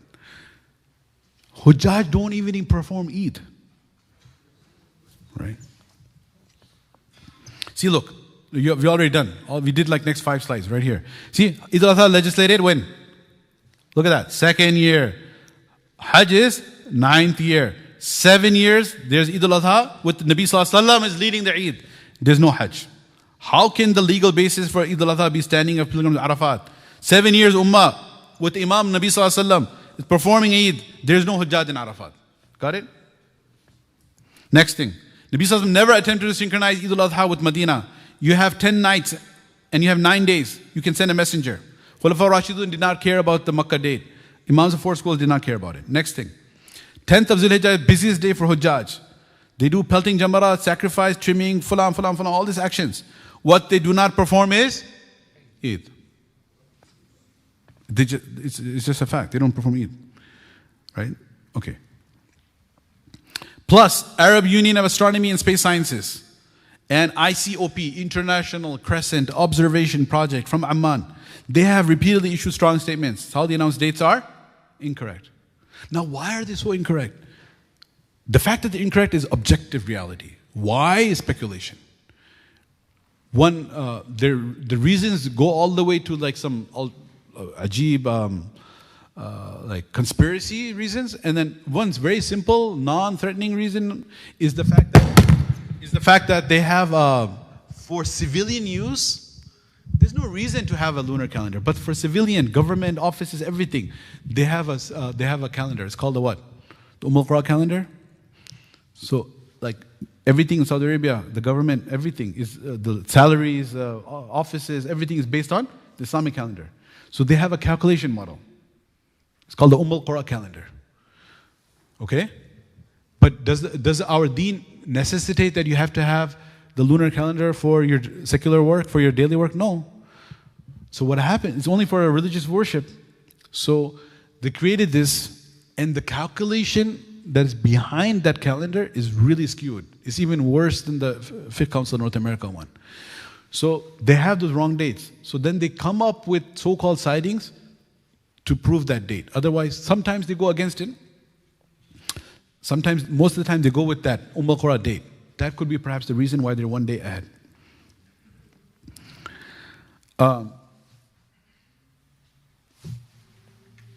Okay, another question is that, subhanAllah, you know what, another thing about Saudi sighting is that, are we west of Saudi or east of Saudi? West. Okay, so how come Saudi claims they saw it and we are so many hours west we didn't see it? Somebody will say because you have cloudy skies, windy city. No. We as Hilal committees have professional, experienced sighters in all states. Are you saying the entire United States is cloudy? We're so many hours west. California is how many hours west of Saudi Arabia? We're 9 hours here, 10, 11, 12 hours west. Nobody sees it. Why? When the visibility chances are going to be what? Far better for us than them. I don't want to go backwards, but just look at this. I want to show you something. Remember, where's that map? Yeah. So they claim they saw it in Saudi Arabia here. Why can't we see it? You know what? Our matla, our area where our Chicago Hilal Committee, we have representatives, is North America and Chile and in the Caribbean, we have representatives. How do you define a matla? Convention. Is that something in the Sharia? No. It's whatever is convenient for you. So this is how you do it. The solution is you define a matla. Matla means this is our region. Any sighting within that region, we're going to accept it for our region. You can't go local to my backyard. If I see in my backyard, funa. If I see in my neighborhood, if I see in my city, my state, my United States. No, you have to have a region that's reasonable. So we have representatives in all the United States and Chile, which is the same time zone as the East Coast because it's longitude-wise, it's the same time zone. Okay, we have representatives here. And you know what? With our representatives here in this, we happen to be on the western edge. So, effectively, it's verifiable global sighting.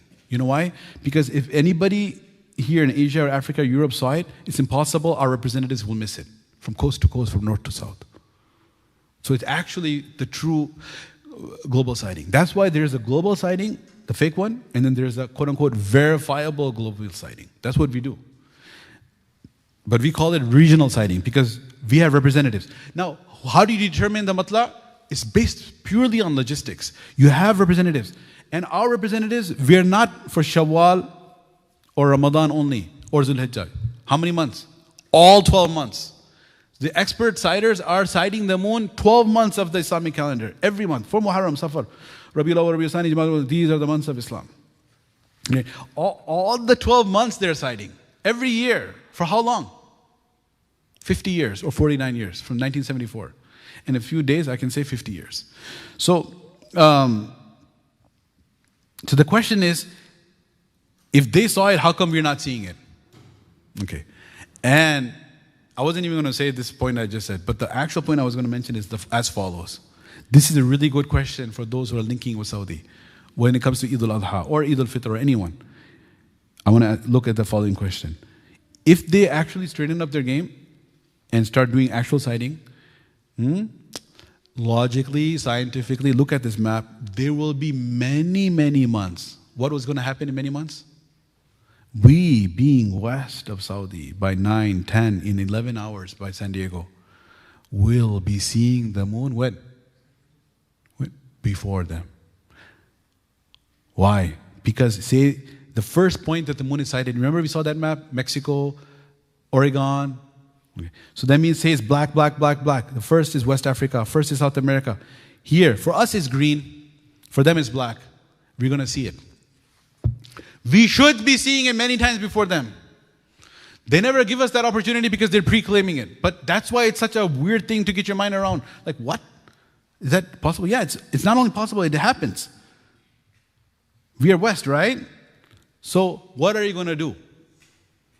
You see the moon. Are you going to say, okay. Are you going to say, we have to finish it, lunch is ready, time to serve. But are you going to say that I'm going to ignore this because Saudi didn't declare it? Okay, those people following Saudi, just so you understand. Hold on. They are like Islam, what do? They follow Saudi only for Eid al-Adha. But there are those who follow Saudi for Ramadan too. They align their calendar with Makkah. There's this whole theory, align your calendar with Makkah. So what happens in Ramadan? They follow Makkah too. Okay? In Ramadan, they follow Makkah. So what happens? So you see the moon outside. You literally see the crescent because you are living in San Diego or even in Chicago, you see it. But Saudi didn't see it. Saudi says Tuesday is first Ramadan. Tomorrow, Monday is here, local. Are you going to fast tomorrow or are you not going to fast? You see the question?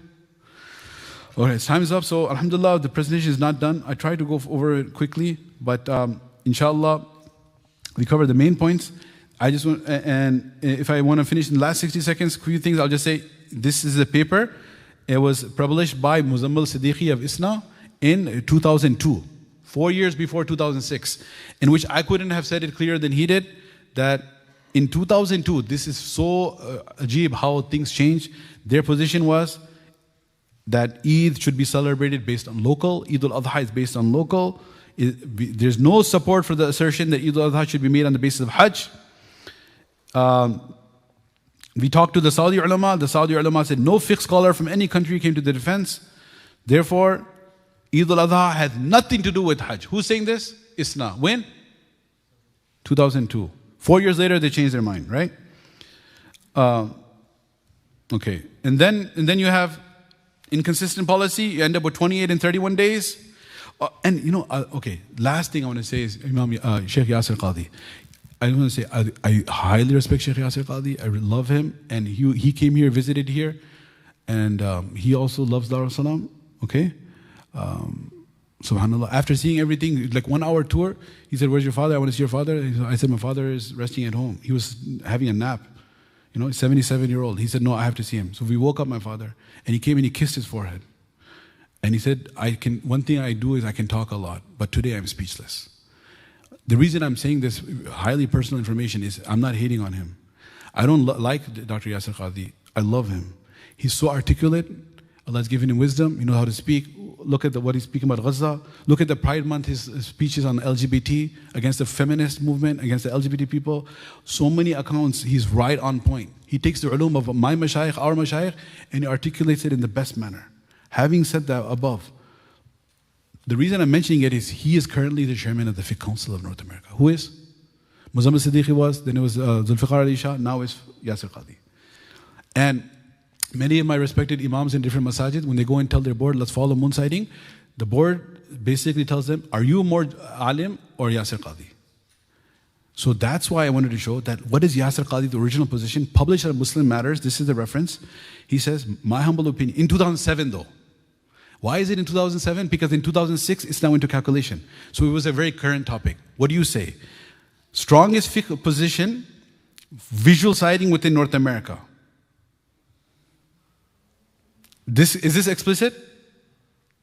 Yes. He believes in what?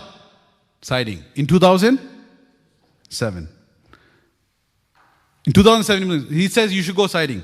But you know what? You want something even more explicit? What?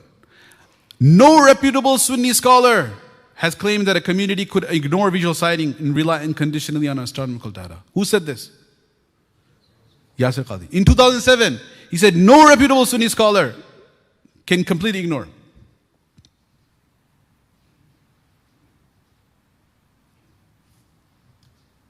So what's happening? He changed.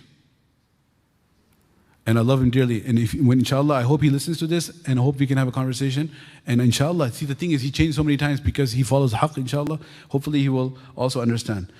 And so if we want to have unity and ease, we have to have it within. So this is the Sharia, the way forward. What do we do? Is we follow Hilal committees, whether it's Chicago Hilal, Central Hilal Committee, past 50 years. Key thing to note about the Hilal committees is what? All 12 months of the year, regional siding, backed up with science, following the sunnah, and inshallah, doing our ibadah, sawm and salah in the correct manner. May Allah subhanahu wa ta'ala accept us. And then again, we love all our Muslim brothers and sisters, and we do not attack anyone's intention. Wa akhiru da'wana, and alhamdulillahi rabbil alameen. Let's proceed to lunch. Jazakullahu Khairun. Inshallah, I don't want to waste any more time for delaying lunch or anything. Lunch is ready, alhamdulillah. I want to remind everyone that we have volunteers, security guards ready in the lobby area, also by the archway entrance. I ask you all that we please proceed for lunch rather than sticking around, only because lunch will be offered only at this time. This is a time to eat, inshallah. After Dhuhr Salat, Shaykh Dr. Mateen Khan Sahab will continue his talk. Please pick up your desks and move them to the side. Please pick up your belongings, keep them with you or keep them on the side. We will have salah after, so we want to ensure that the masjid is clean. Again, I ask you all to please proceed to the seminary gym. We have volunteers ready to serve lunch. Time is short. We do not want to waste any time for lunch, inshallah. So right now, I ask everyone to please proceed to the seminary gym. Mufti Minhaj will be around, inshallah, after the Dhuhr Salah as well. And he will have a presentation after Asr Salah on the halal aspects of consumption as well. Jazakallahu Khairun. Again, please go to the seminary gym for lunch. Assalamu alaikum wa rahmatullahi wa barakatuh.